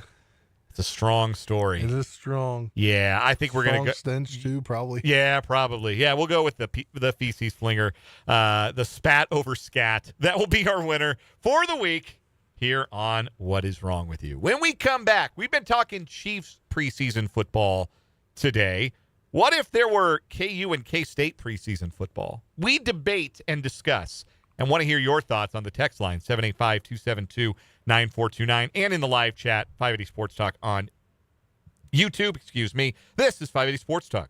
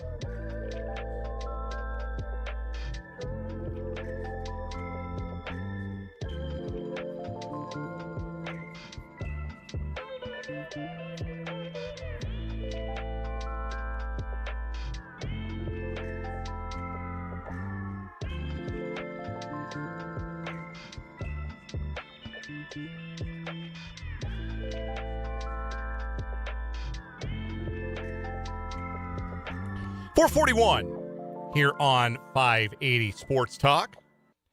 Dan and Spencer hanging out with you on this Friday. Again, you can text the program 785-272-9429. Can also interact with us in the live chat on our YouTube channel, 580 Sports Talk. So we're getting ready for preseason football for the Chiefs. 3 preseason games over the next 3 weeks. This Saturday, next Saturday, and then the following Friday. The Chiefs have a Friday night home preseason game against Seattle to wind down the preseason schedule. Known that for a long time. Used to be 4 preseason games. Then they added the 17th regular season game, took it down to 3 preseason games. Players don't necessarily love them. I think a lot of coaches don't necessarily adore them, but they have some value. Give young players a chance to get their feet wet in NFL competition. You get a little work in, maybe back into your roster solidifies itself. Guys who come in as UDFAs without much tape get a chance to maybe make or break their careers in preseason football. So they're as valuable as you make them, really, at the end of the day. They're also on television. People watch them. People buy tickets, go to the games. They're part of the season ticket package. I think preseason games are the best for, like, trying to get your kids into football. I agree wholeheartedly. Because they're cheaper. The preseason atmosphere, I say this, and also remember a time in my life where both myself and much less forgivably, not that I was very old, but my brother was like 5, and we got MF'd up and down the concourse at Mile High Stadium before a Broncos preseason game because we were there rooting for the other team. Oh, wow. Yeah, no, that's what I was I was going to say, typically the preseason, you're not as much like that. I've been to like 6 preseason games. That's a Bronco fan for you. I've been to like 6 preseason games and probably like 4 regular season games ever. Typically, I would agree with that assessment. Because it's cheaper. Cheaper, obviously less intensity. Nobody really cares if you win or lose. It's just a chance to watch NFL football. Yeah. So, people are a little less keyed up. There's no fantasy team that's at stake. A lot less money being bet. So people are a little less edgy at the preseason games. When I was a kid, though, I was so into preseason football, and like I was so like, oh, which one of these guys is going to make the roster at running back behind Clinton Portis? Sure, like all this stuff. Who's going to be the backup linebacker? Yeah. No, like I am not. My favorite players of all time, name wise, that I can name you, were preseason guys. Darlings. Yes, everybody has a favorite preseason darling. Everybody has a story. Justin Ross, Frankie Hammond. For me, one of my favorites in Seahawks history, J.D. McKissick, was a favorite of mine. Everybody has a story like that, and for some, it's even a chance, like you said, get out to your first football. That was the first football game I've ever been to. Was that preseason game? Yeah. The Broncos Packers at Mile High Stadium, and it was a Super Bowl rematch. So it was in 1998. So that would have been my brother. I guess he was a little older. I guess he would have been 7. Still not cool to MF a 7-year-old either. You shouldn't do that to a child of any age. Jeez. Yeah, man, that was the old place, and those are Bronco fans. Hey, a text from the 316 saying, yeah, Chiefs preseason game got me into football. I thought Matt Castle was the greatest quarterback because I got to watch him ball out. Turns out I was very wrong. That's all right. Hey, I'm not going to shame you for being wrong about that. Matt Castle had a good career. Matt Castle was a starting level NFL quarterback. I watched the late nothing wrong with that Colt Brennan. Oh, and I thought he was going to be a great backup in the league. Yeah, it's really easy to get sucked in. Also, Chase McDaniel. Or Chase Daniels? Chase Daniel, yeah. Yeah, watched him. It's easy to get sucked in on quarterbacks. Anyhow, the Kansas State Wildcats and Kansas Jayhawks open their seasons first weekend of September. KU Friday night, the 4th, against LIU. K-State the following Saturday against Nichols. Every team plays 12. 13th of the conference championship game, or a bowl if you're fortunate to be bowl eligible and decide to go. And then the handful of teams that make the college football playoff, they could play a 14th game, a 15th game, maybe even a 16th, or I suppose now it's possible to play a 17th game. Shoot, I think if you even have if you have the Hawaii exception, you could maybe even play 18. If you get the Hawaii exception, you make the playoff, and then you win. You got to play what? Because what are we? We're at 12, yeah. So win as many as 4 playoff games. So yeah, 4 playoff games, conference championship game, 12 regular season games, and a Hawaii exception. You could play 18. Wow. For those who don't know, there is a rule where if you go play Hawaii, you don't have to count it as one of your 12. I mean, I'm just... So you get a bonus game, basically. It's tried to incentivize teams to go and play Hawaii. I'm just thinking of travel logistics. Right. Like, that's why... Getting all your stuff there. That's why all the equipment. That's why a lot of teams don't take the extra game. Yeah. But, yeah. Speaking of it's Hawaii, a cool rule, too, like the Hawaii exception. Did you see Aloha Stadium's coming down? I did. Yeah, let's get back to the topic. So K-State opens Saturday and KU opens Friday. I had the thought, because we are starting to see now college basketball teams play exhibition games that are televised, that are ticket sellers, that are against marquee opposition. Because, I mean, you always used to have the exhibition games that, like, KU for years would play Washburn and Pitt one year, and they play Emporia and Hayes the next. And those would be your tune-up games, your exhibition games that didn't matter. Well, now those exhibition games are against Louisville and Duke. And they're made for TV a little bit. And they'll have broader audiences and more demand for tickets. You can sell the tickets for more, things like that. So the exhibition part of the season now is much more prominent in college basketball. And it got me thinking, would coaches want, would players want, would there be a demand for, would it make sense to have an exhibition game for college football? And for the longest, I would have answered this question with a very hard no. But here's the difference now. These guys are getting paid.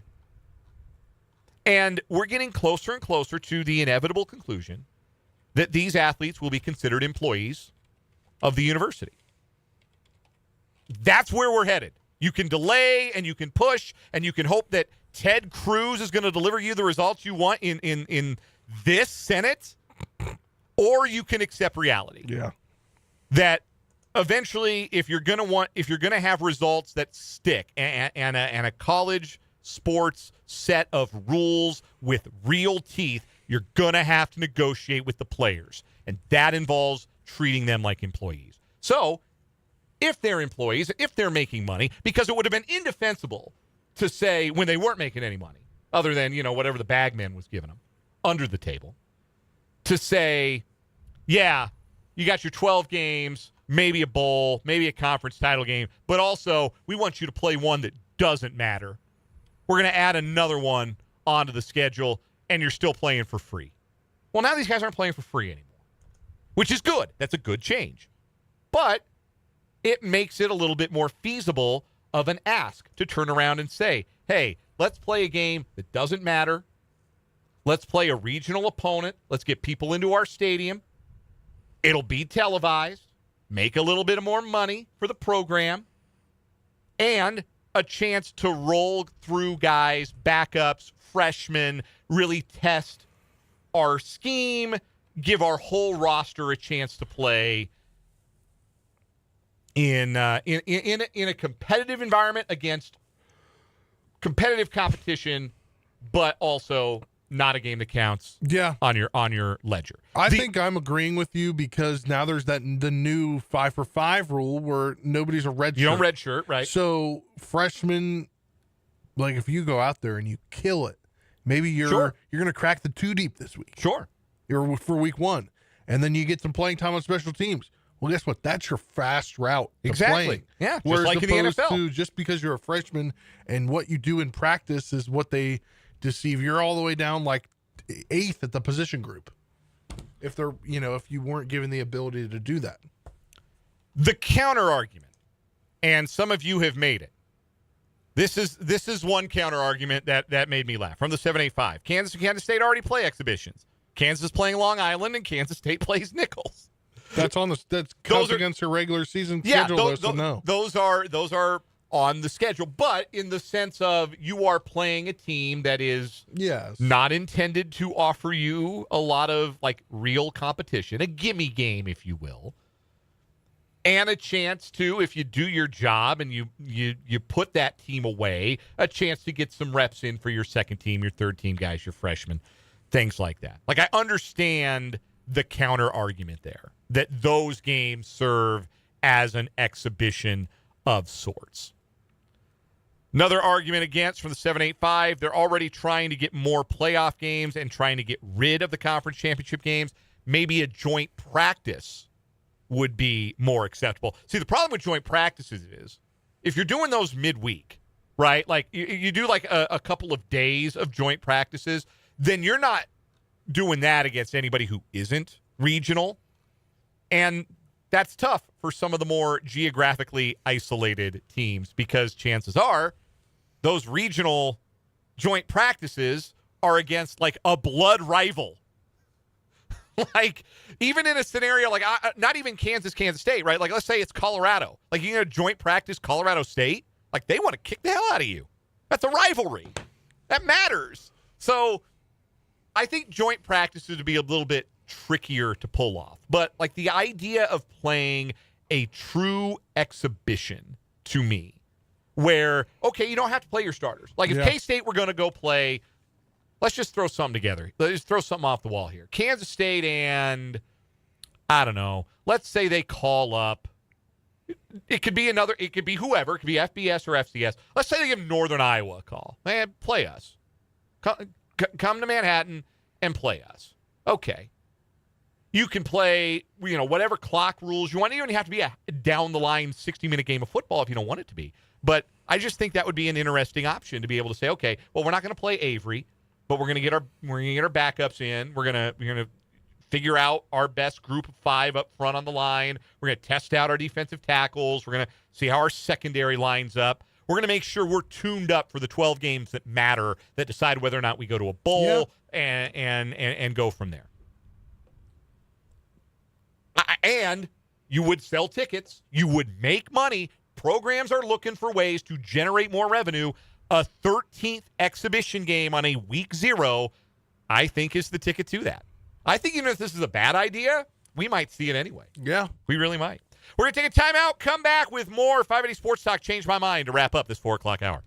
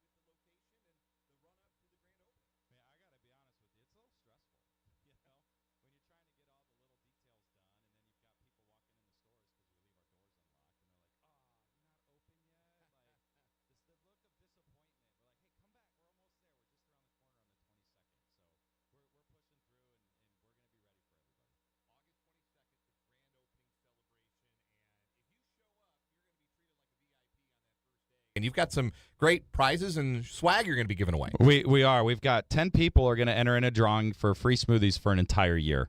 And then we've got a special one. I'll announce that maybe next week, just as a teaser, that we got to have really another big giveaway for about 100 transactions that are going to happen, the first 100. That's awesome. Yeah. I mean, it's something that people at Smoothie King see lines for a long time when they first open. So we're excited about some sweet giveaways.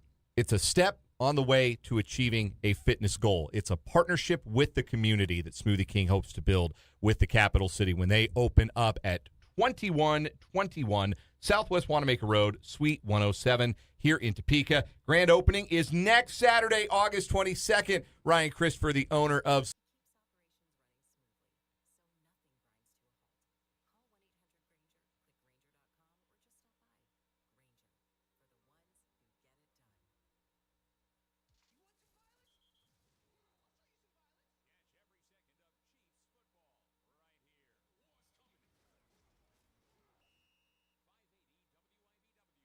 FM 104.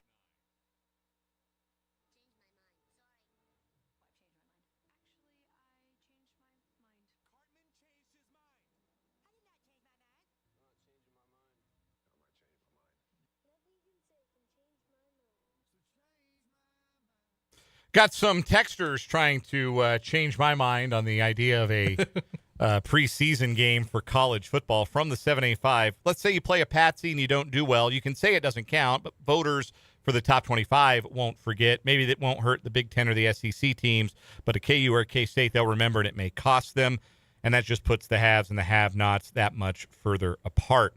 See, I think if it's an exhibition game and AP voters are savvy enough to know, hey, I'm not going to put much stock into what happens in a game where the third string played for half of it, or the second string or the third team string played for the majority of the game. Well, knowing coaches, they won't even play their starters at all. Yeah, they don't want a glimpse of anything out there. That's true. Yeah, a lot of. I mean, gosh, you think NFL coaches are paranoid? Yeah. Deion Sanders at Colorado. We didn't really talk about this, and I kind of wanted to. We didn't get a chance to really talk about it. Deion Sanders at Colorado said, hey, we got an open practice to the media. Here's the catch. You can't report on anything. Just sit there and watch. Just sit and watch. Enjoy it. But the letter the media got was, if you have a question about whether or not something is reportable, it isn't. Yeah.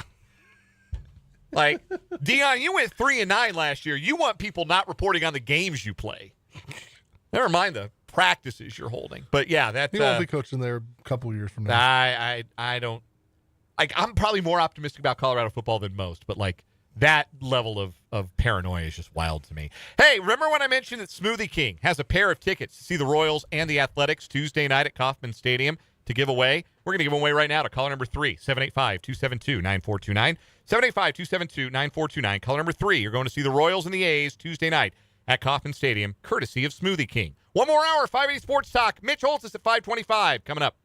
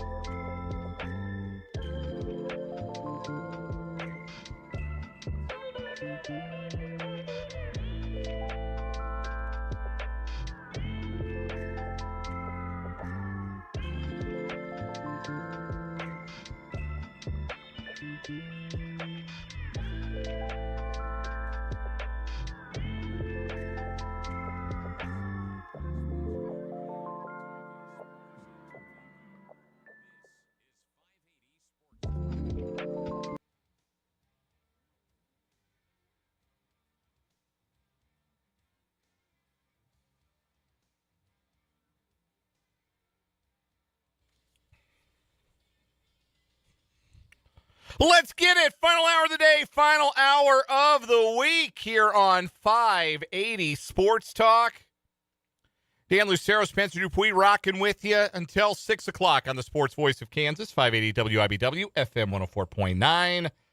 Online at 580WIBW.com, on your mobile device, on the MSC Radio app, and on our YouTube channel, 580 Sports Talk. Shout out to the chatters in the YouTube chat today, picking some up as we go along. Lenny the Cool's in the house. McFly is in. See my guy GT is in the chat today as well. Appreciate you folks in on the chat today. Also, the text line, 785-272-9429. Mitch Holthus in about 18 minutes. Voice of the Chiefs will join us for a training camp report brought to us by Hy-Vee and Azura Credit Union. Today's training camp report is a preseason game one checklist. You know how those go with Mitch. We go down the list. What to watch for, who to watch for in the first preseason game. That's coming tomorrow, 3 o'clock kickoff, 2 o'clock pregame from the Chiefs Radio Network here on 580 WIBW and FM 104.9. So you got that to get into on the show.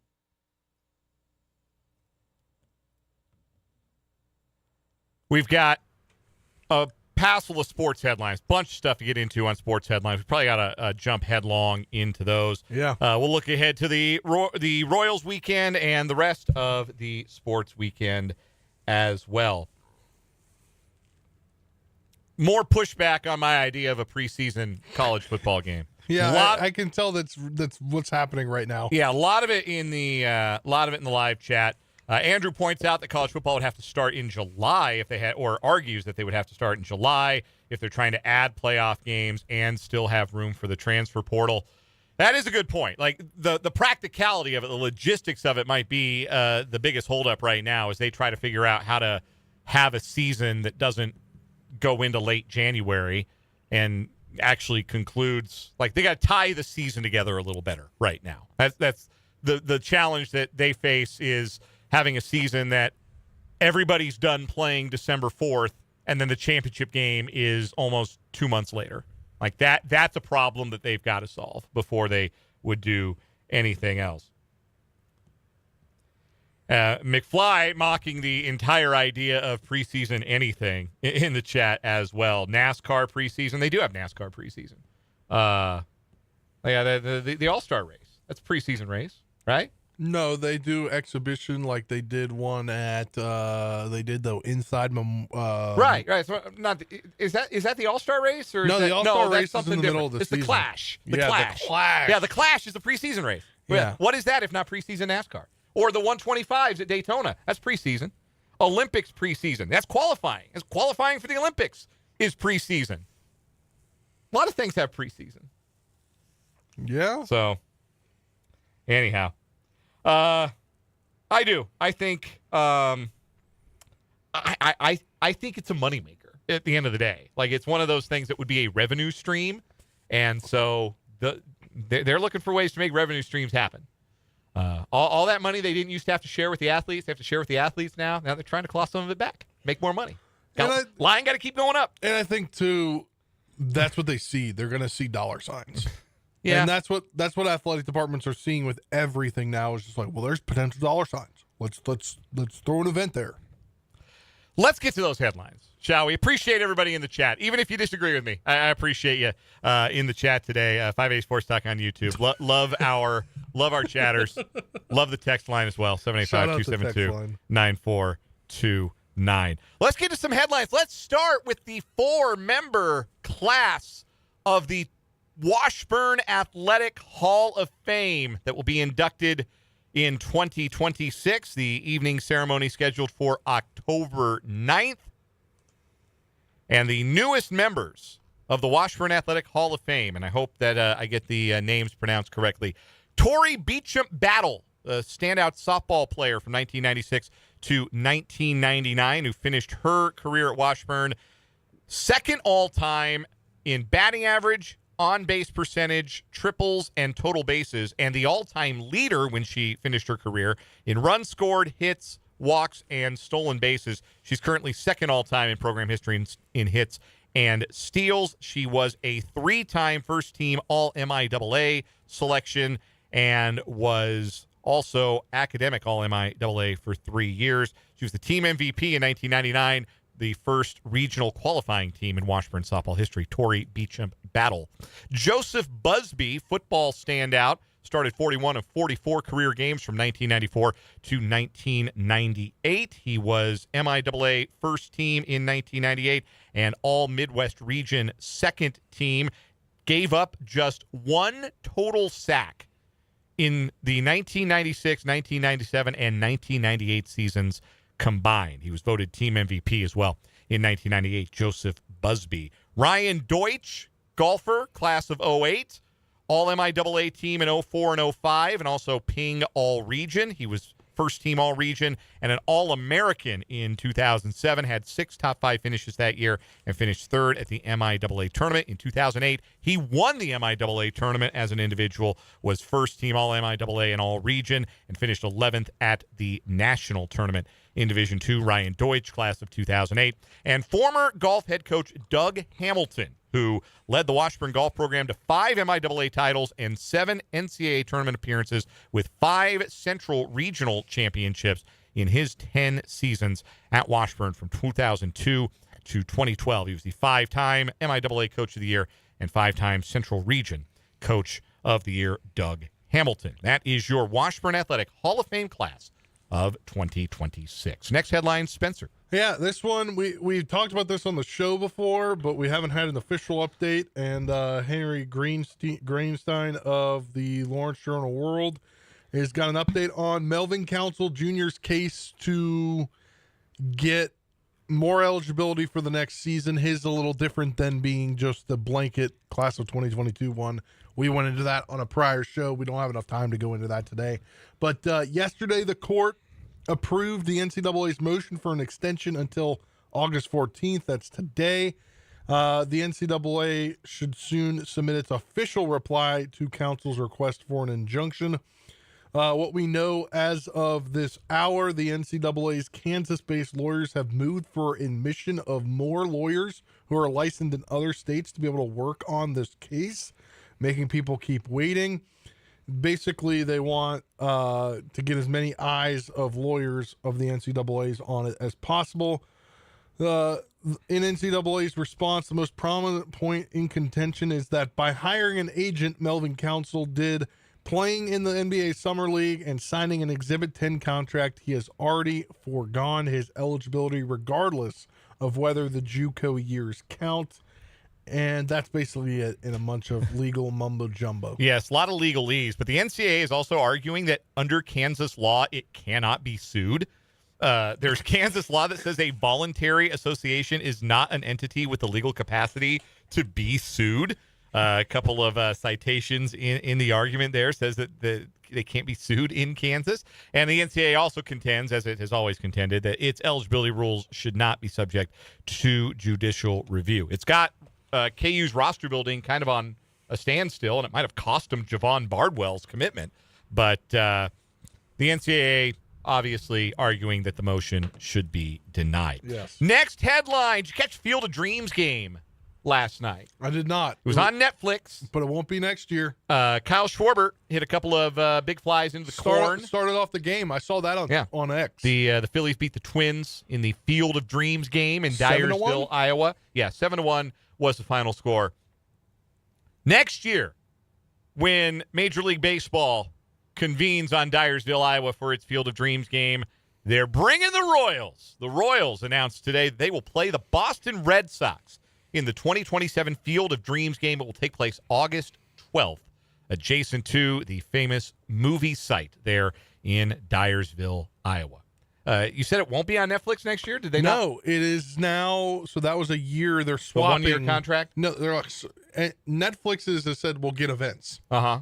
Besides the home run derby. They got the derby, they got the opener, and they got the Field of Dreams game this year. Yeah, so next year it'll be on NBC / Peacock, or I'm assuming it'll be on, because it's a feature kind of game, it'll be on NBC. Easier for everyone to watch and a better quality broadcast. So and it stays on Thursday, and then the Friday both teams will have off as they travel back to finish the series at Kaufman. There you go. So it is a lost home game for the Royals. Yes. They'll have 80 at the K instead of 81, but probably less than that. We'll see. But the Royals and the Red Sox in the Field of Dreams game, August 12th. I'm still looking forward to other themed games around baseball movies. They should do like an Angels in the Outfield game where the Angels get help from celestial beings. Maybe that would help them contend in the AL West. They could do that. They could have a Angels in the Outfield game. Yeah. How about the betting ads on the fence at the Field of Dreams Stadium? Not a great look. Surely Joe Jackson coming out of the corn like, wait a minute, what? Hold on a second. Anyway, the Royals coming through the cornfield next year with the Red Sox in Dyersville, Iowa. Next headline, Spencer, we got a bunch of suspensions in the NFL. Yes, Falcons defensive end James Pierce Jr. is being suspended 8 regular season games for violating the NFL's personal conduct policy. As I believe we talked about on the show, he was arrested in February in Doral, Florida, after a domestic dispute involving his ex-girlfriend, Los Angeles Sparks forward Rakia Jackson. The details are horrific. Yeah. And if James Pierce had not been a first-round pick, I think they might have just cut him on the spot. The details were absolutely horrific, but it's also in a place in the legal system where he's going through a diversion program and has a chance to have the charges dropped entirely. Crazy. So this was a negotiated suspension, by the way. There will be no appeal. This was negotiated between the NFL and the Falcons and Pierce's representation. So an 8-game suspension for him. Yes. Other suspensions. Commanders, Dorrance Armstrong, the defensive end, is getting 1 game for personal conduct of violating that policy. Former Chief Najee Johnson with the Titans right now is suspended 6 games for performance-enhancing drugs. Defensive tackle for the Buffalo Bills, Fedarian Mathis, is getting 3 games for substances of abuse. Najee Johnson really needs to do PEDs to... You know, I'm never surprised when it's a guy who's just trying to, like, salvage his career, right? Yeah. Like, that's kind of where Najee is. Like, he was on the fringes of the Chiefs roster. Obviously, they didn't bring him back. He was going to have to fight to make the Tennessee roster. You know, those are the scenarios where I kind of get where guys are like, you know, maybe if I can pass the drug test, this will help me. I think he knew he knew he was facing this 6-gamer, though, because he posted on social media and he had a tryout with the Giants a few months back during minicamp, and he said, like, either way, I'm not going to be able to play the 6 games, so I don't expect to be signed until later. Yeah, I'm sure he failed the drug test at some point. Yeah, you know, during the offseason. They told him what happens. Next headline for me, cornerback Terrion Arnold, who was released by the Detroit Lions earlier this summer after being charged with 8 felonies, plans to sign with the Seattle Seahawks on a 1-year deal. This is no surprise if you had been watching Hard Knocks, particularly if you watched episode 2 of Hard Knocks on HBO or HBO Max that came out this week, and you saw John Schneider wrestling with the idea, the general manager of the Seahawks, of bringing Arnold in and actually working him out. Talking about him with head coach Mike McDonald. The 23-year-old Arnold was a first-round pick out of Alabama, kind of lost his job in the Lions secondary last year before he got hurt, and now faces 8 felony charges stemming from a kidnapping and robbery in Tampa, Florida in February. He was arrested in June after turning himself in and was released the following week by the Lions. You would imagine that the NFL will place somebody facing 8 felony charges on the commissioner's exempt list and not allow Arnold to just play while this is all happening. But he would still be able to attend meetings. He would get paid.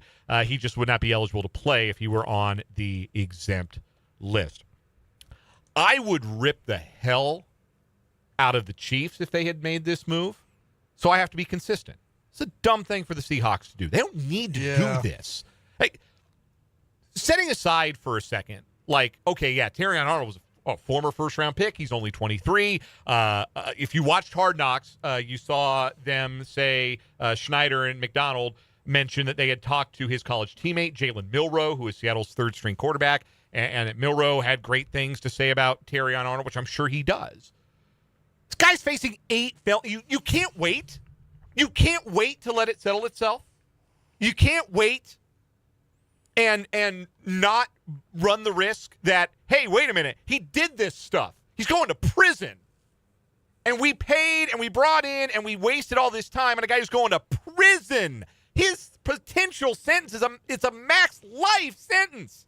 And, like, I don't think he's really going to get life, but what if he did it? Man, what if he's guilty? What if he's got to do time? Then you wasted yours. Yeah. And there's no rush, and Seattle's secondary doesn't need him. Like, they got Devin Witherspoon and Josh Jobe as the starters. Julian Neal they drafted as a third-round pick. They signed Noah Igbenogany. He's not great, but if he's your fourth corner, that's fine. And you know what else Noah Igbenogany isn't? Facing 8 felonies.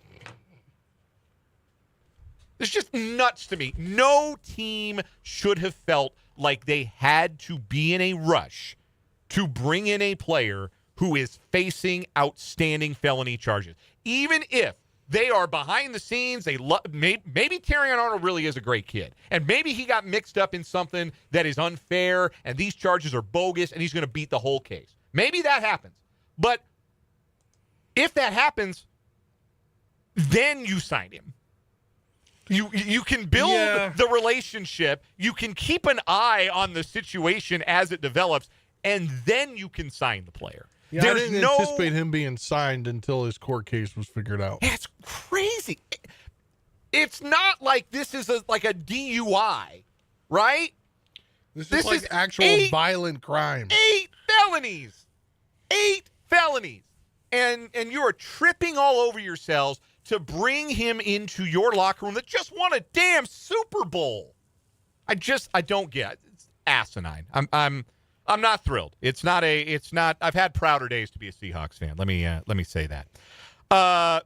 Give me the quick injury news from Saints camp, Spencer, that is entirely unsurprising. Yes. Saints rookie wide receiver Jordan Tyson is hurt already. He hurt his hamstring. Yes, and he's going to miss time. I don't wish that on him, obviously, but yeah, man, that was the whole knock. And big reason why could linger into week 1. Teams like the Chiefs were a little iffy on him. He ended up going to pick before number 9, but that was a guy, I argued that it would be worth the risk for the Chiefs, but now it looks like a risk that they're glad that they did not take. Real quick update on our guy, the professional sports franchise of Topeka, Kansas, Gary Woodland, round 2 complete at the FedEx St. Jude Championship, week 1 of the FedEx Cup playoffs. Tough day for G-Dub at 1 over par 71, drops him to -3 for the tournament. That puts him 8 shots back of Scotty Scheffler, who lit up the course today. TPC Southwind to the tune of a 9-under 61. The world number 1 has a 3-shot lead over Victor Hovland and Sung J M. Woodland finds himself in a tie for 19th. He's going to make next week regardless, but needs a good finish this week to put himself in a spot where he doesn't have to do something crazy next week at the BMW to get into the top 30 and make the Tour Championship. Those are your headlines. When we come back, we're talking to Mitch Holthus, the voice of the Kansas City Chiefs, for a training camp report on 580 Sports Talk.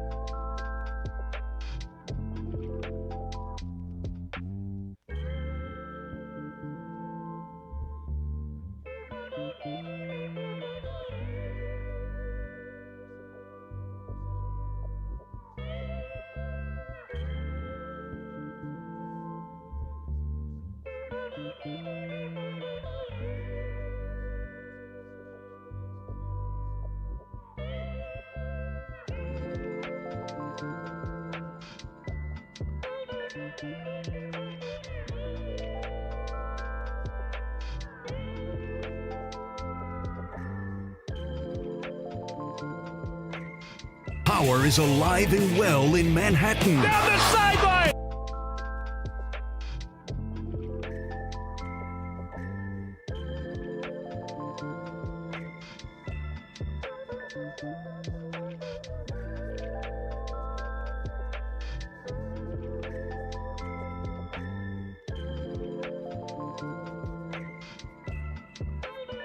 Point 9, 580 AM WIBW.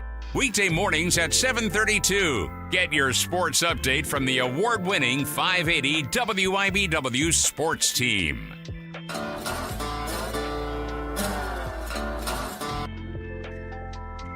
.527 on 580 Sports Talk. We expect to be joined momentarily by the voice of the Chiefs, Mitch Holthus. He'll join us for a training camp report here on 580 Sports Talk, and those training camp reports are brought to us by Hy-Vee. The world's best tailgating begins at Hy-Vee, proud official sponsor of the Kansas City Chiefs, and by Azura Credit Union. Visit with the Azura Credit Union Home Loans team. We have Mitch on the line, and Mitch, for the first time since January 4th, there is Chiefs football. First time since December that there is Chiefs football at Arrowhead Stadium. And it's got to feel good to be back, I think, for a lot of reasons.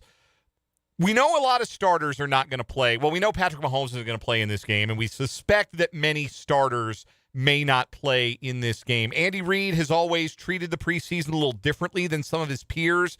Does he maybe have a different perspective on it with his veterans this year? Will we see maybe less of the starters than we've traditionally seen with an Andy Reid preseason, at least a preseason opener?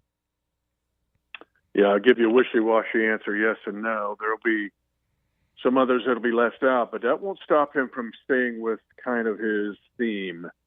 For example, you may see the offensive line go a series or two with Justin Fields, meaning like the Rams are going to hold out their offensive line completely, but you could see Josh Simmons and Kingsley Suamataia and Creed Humphrey. Khalil Benson, he's going to get out there maybe even more because they got to get a look at him, the undrafted rookie free agent, and Jalen Moore. They could be out there maybe a series or two with Justin Fields. Defensively, there will be a few veterans that will kind of rotate in, but there's other injured guys other than Mahomes that are going to be on the shelf for this one. Trey Smith is an obvious one. Kelsey won't play. But you've got, I doubt it if Rashee Rice will play, continuing his injury rehab. Same with Xavier Worthy and his shoulder. But it'll be a mix and match. You'll still see some first-teamers out there on both sides of the ball, at least for a series or two. Let's get into the checklist, Mitch. We always get a preseason game checklist, things to watch. Mm-hmm. We've been kind of kicking some things around throughout the show today, and I'm interested to see how closely your checklist fits with some of the things that we've discussed. What's at the top of that list? What would you call the top priority for preseason game number 1 against the Rams tomorrow?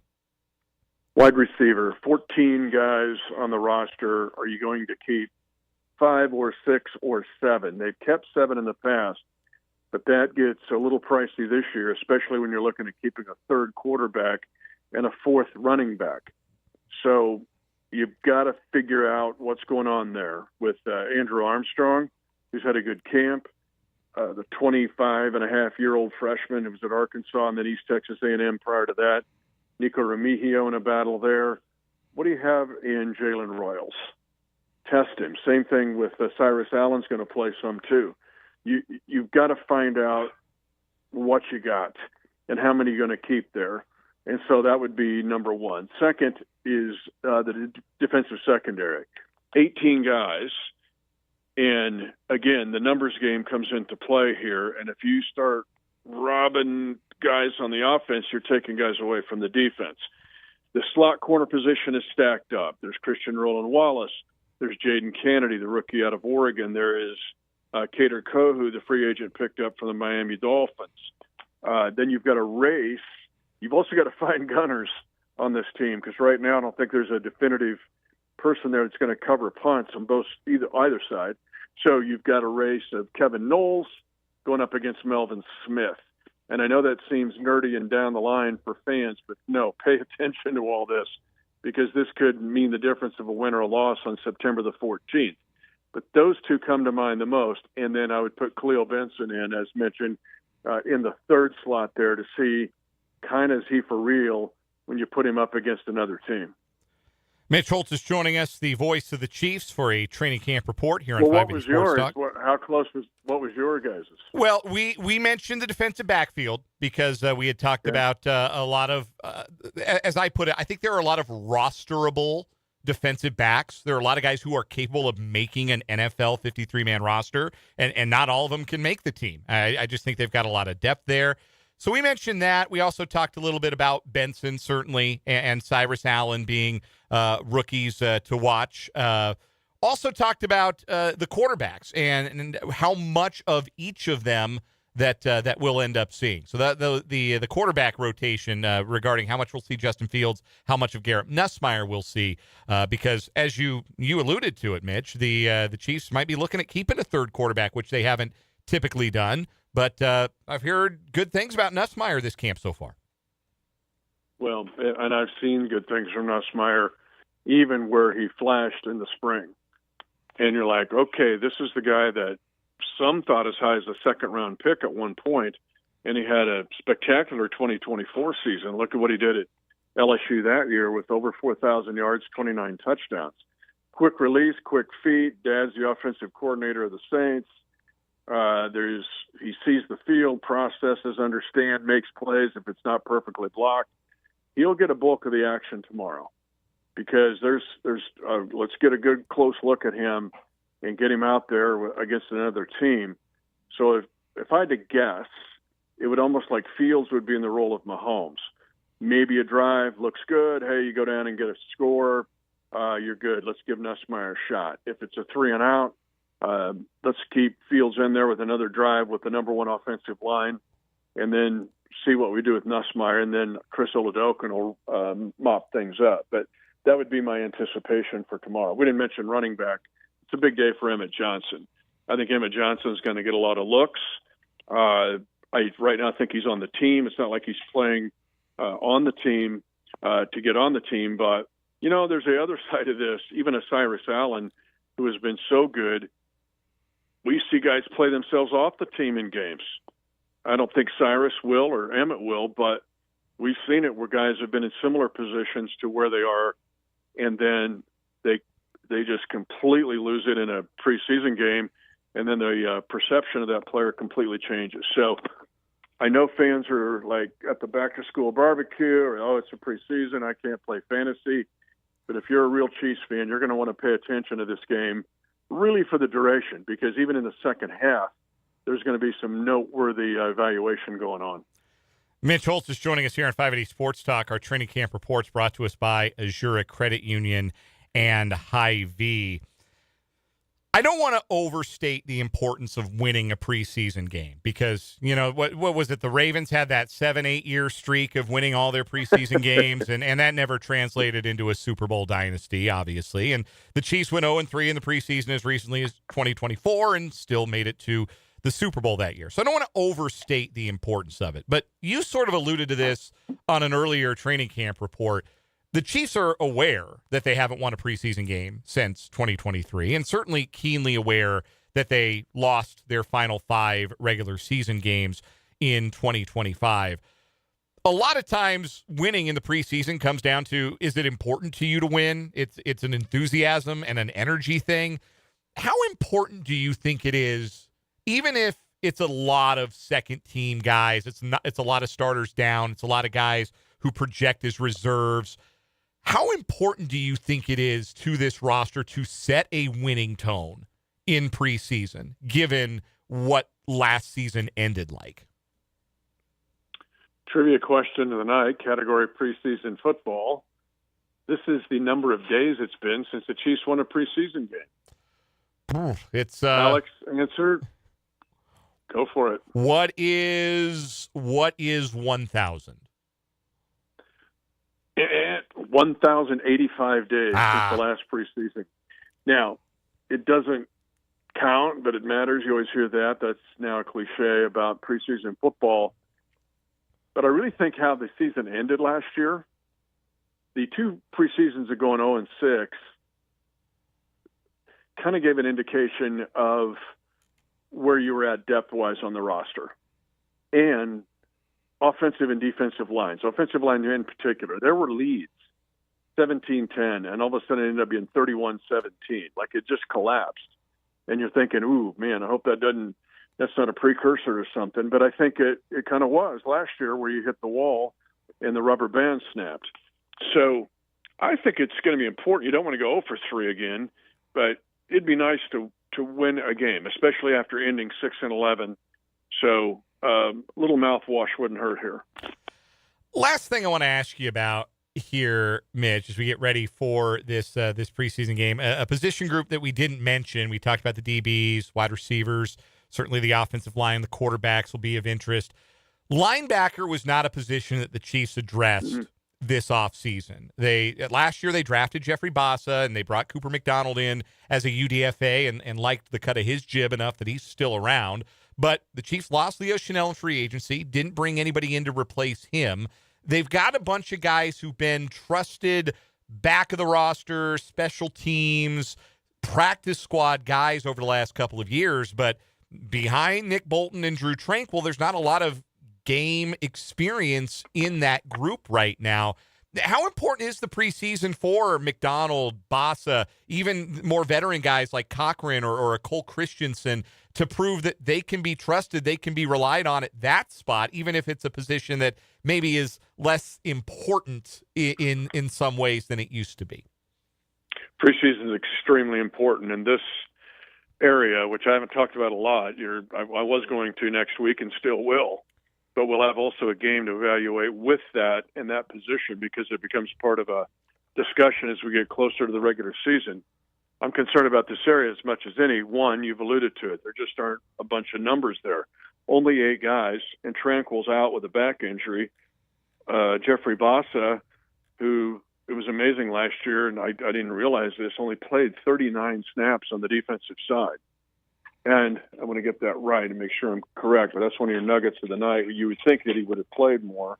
He had only 39 defensive snaps. He had 276 special team snaps. Cooper McDonald, he's the last year's version of Khalil Benson. Showed up like Dennis Quaid in a tryout, and hey, he's pretty good, and was great in special teams tackles. Now he's got to try to make the jump forward. He's a guy I'm going to feature next week, but it's super important to find out, is Cooper McDonald, what's he look like on a bunch of snaps against another NFL player from another team? And the same with Jack Cochran, the same with Jeffrey Bassa. The same, I could go down to Cam Arnold, who's going to get a lot of snaps and be a Mike backer tomorrow, probably in the bulk of the second half and maybe even some of the second quarter. And then Wesley Bassane, who played a lot for the Miami Hurricanes. But what's he got? He's kind of been in and out too. With some injuries. So, yes, your question is paramount, and you got to figure some stuff out. But they didn't get Leo Chenal replaced. Leo Chenal did more, and I talked to you guys about it even when he was on our roster, did so much more than fans even realize. Little nuanced things, but then he'd come up with a big play, or the sneaky big play, so to speak. Well, who's going to fill in that role? I don't know. And that we're sitting here on August the 14th saying, I don't know. And that's why tomorrow's game for that group is very important, and I'm glad you brought it up. The preseason begins tomorrow afternoon at Arrowhead Stadium with the 3 o'clock kickoff. The Rams and the Chiefs opening up preseason play. Mitch Holthus will have the call on the Chiefs Radio Network. 2 o'clock pregame, 3 o'clock kick right here on 580 WIBW and FM 104.9. Mitch's training camp reports are brought to us by Hy-Vee. The world's best tailgating begins at Hy-Vee, proud official sponsor of the Kansas City Chiefs, and by Azura Credit Union, where you can visit with the Azura Credit Union Home Loans team. Mitch, it is always a pleasure. Have a great call, and then on Monday we'll have a game to chew on and a new week and a new theme next week. And the new theme will be, I'll just tell you right now. So last week, guys have to take a step forward. This third week will be guys that all set to do the same, but you don't necessarily have to have it. It would just be nice to get it. And so that'll be our category next week. Cherry on top week. We'll go with that. I like it. Thanks, Mitch. We'll talk to you next week. That is Mitch Holthus. We'll step aside for a timeout. Come back with more 580 Sports Talk next.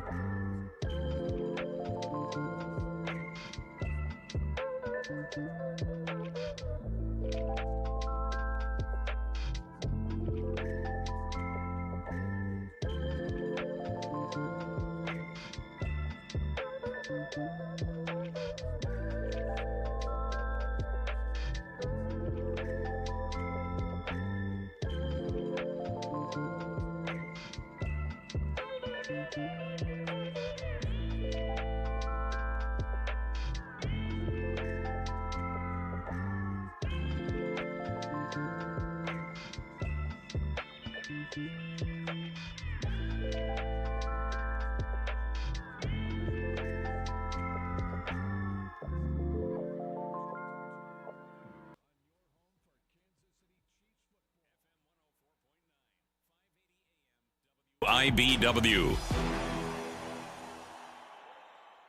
For sports talk in Topeka, there's only one destination. 580 Sports Talk. 544 on 580 Sports Talk. Dan and Spencer running out the clock with you on this Friday. Waiting to hear that whistle about 5:57:50 for quitting time. Well, we got a little bit longer to spend with you. What do you got going on this weekend, Spencer? I was just informed that I'm helping Olivia try on a dress for a wedding we're going to on Labor Day weekend that she's a bridesmaid for. Okay. So, yeah, she just bought it online. She got to go get it altered. Oh, sure. So I got the job. What's your role there? Probably zipping up and okay, all right. Telling her if maybe the certain angle she can't see how it looks. I don't know. Okay. I don't know. I was just texted this. You're her eyes. Yes. Besides that, on the subject. Not really getting anything this weekend. Okay. Now we got a pool day lined up for tomorrow. Looks like. Other than that, I'm looking forward to getting home tonight, seeing the kiddo, seeing my wife.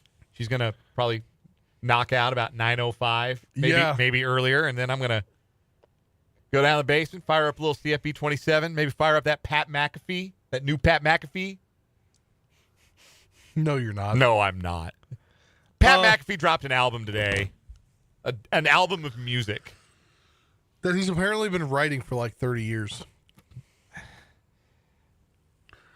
I'll give it to him. He has the money, so he went all in. He did. Like, I will give it to him. He didn't just go into his studio at his Thunderdome or wherever he records his show and just turn on the mic and record. He went to a legit radio, like a music producing studio. So he's got the money. Like, at least it's not one of those like college football quarterback or college football player.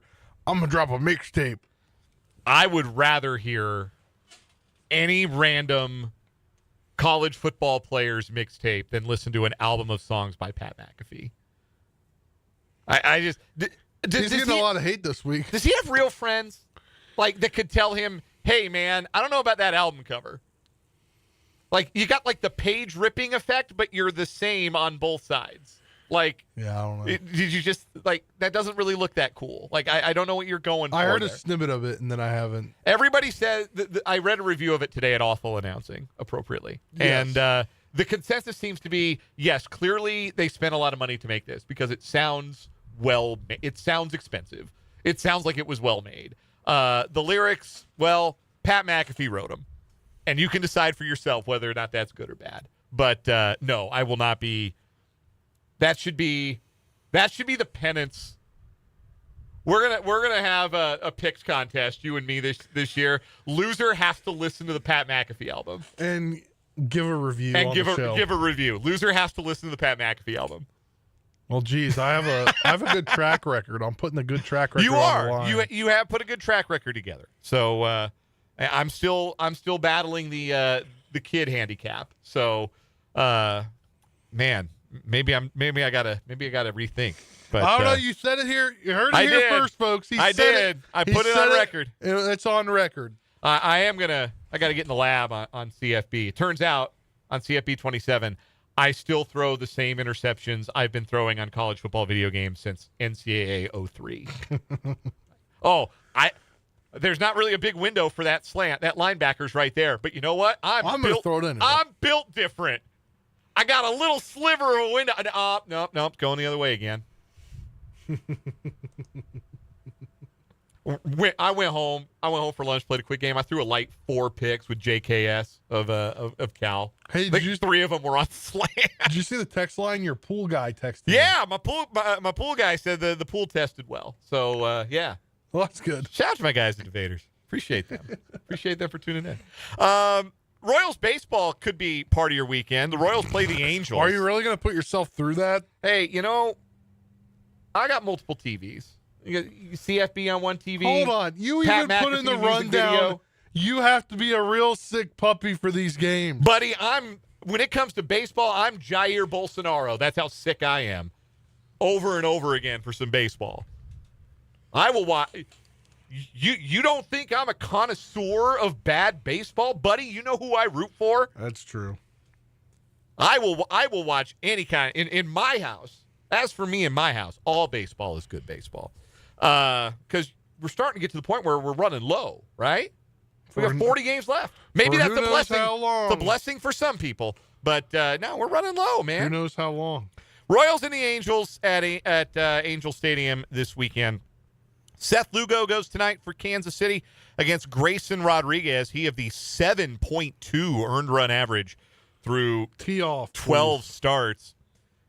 That's your pitching matchup tonight. Isn't he a former Oriole? Yes. Big deal prospect. A lot of arm really injuries. Good with the Royals. Or the Orioles, excuse me. Yeah, had some promise, but dealt with some injuries and was traded even up for Taylor Ward. And now yes. Yeah, this offseason. Then Taylor Ward got traded, too. Yeah, who'd he end up with? Who's Taylor Ward play for now? Blue Jays?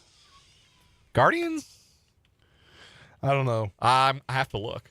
Taylor Ward plays for the Mariners. My buddy that's an Orioles fan probably don't even know who they traded them to. Taylor Ward got traded to the Mariners. He's fitting right in. He's 5 for 32. He's fitting right in over there. Remember when the Royals were going to trade for him like 3 different times? Yes. He's the best pick for the Royals. He had a good half season with Baltimore. It hasn't been great in Seattle, but nobody hits for that team.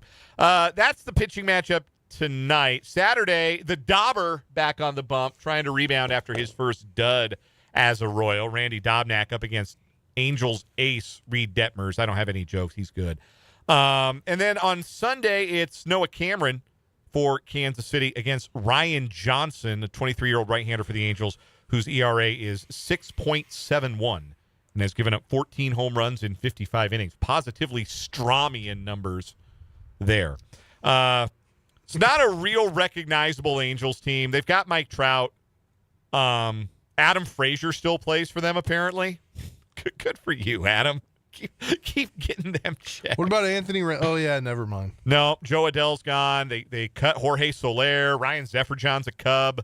Made a good start to his life as a Cub. Is the former KU player Blake Wyman, yes. Is he still on the roster? Yes, 4 scoreless outings to start the career for the former Jayhawk Blake Wyman, making his big league debut at 30 years old. 4 scoreless frames with 4 strikeouts. Good start to big league life for him. I think our pal, coworker at this MSC radio group, Trent Craxner, said it right. Rodriguez, 7+ ERA, definitely throwing 8 scoreless innings.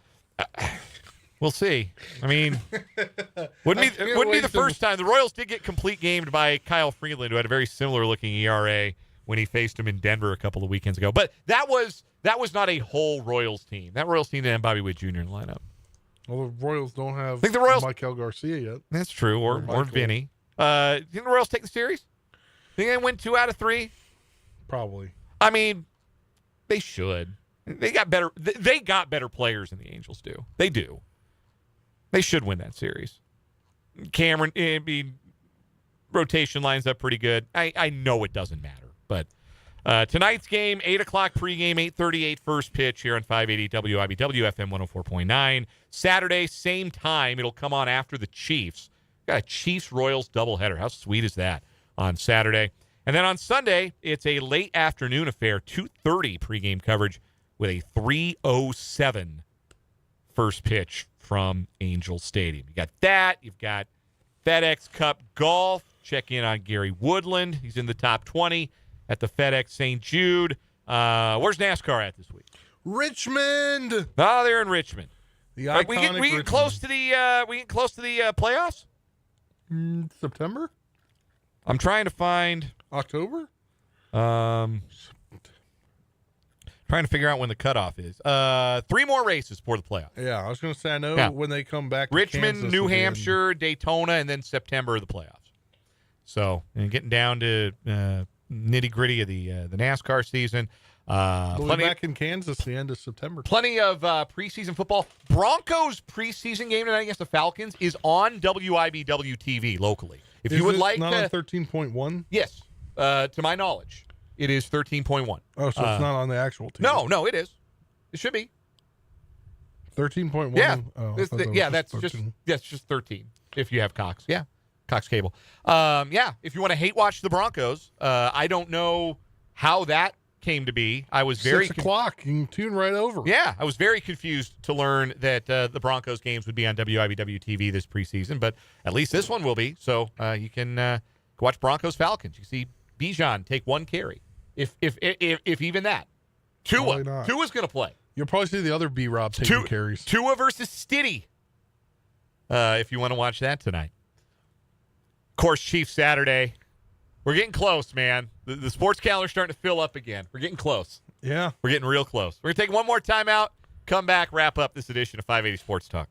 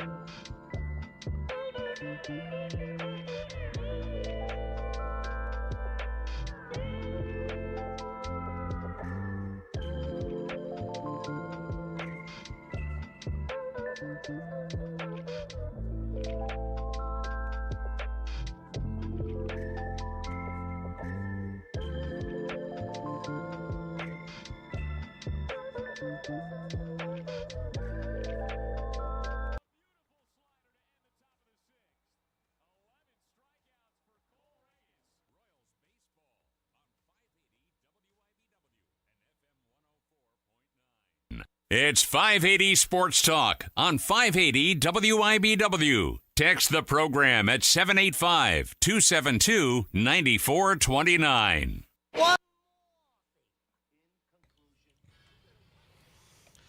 Let's get a quick final word in before we blow this popsicle stand for the weekend. Spencer Dupuis, give me a final word. Yeah, football is finally back in such a way that you get to see who could be the back end of your roster. I don't know. You're a football nerds like me. I love watching, not necessarily sitting and watching the game, but as Dan has talked about, recording it and going back and going through it at your own pace and seeing, oh, I heard about this. Let me go watch this. So I'm excited for that with the Chiefs and my Commanders.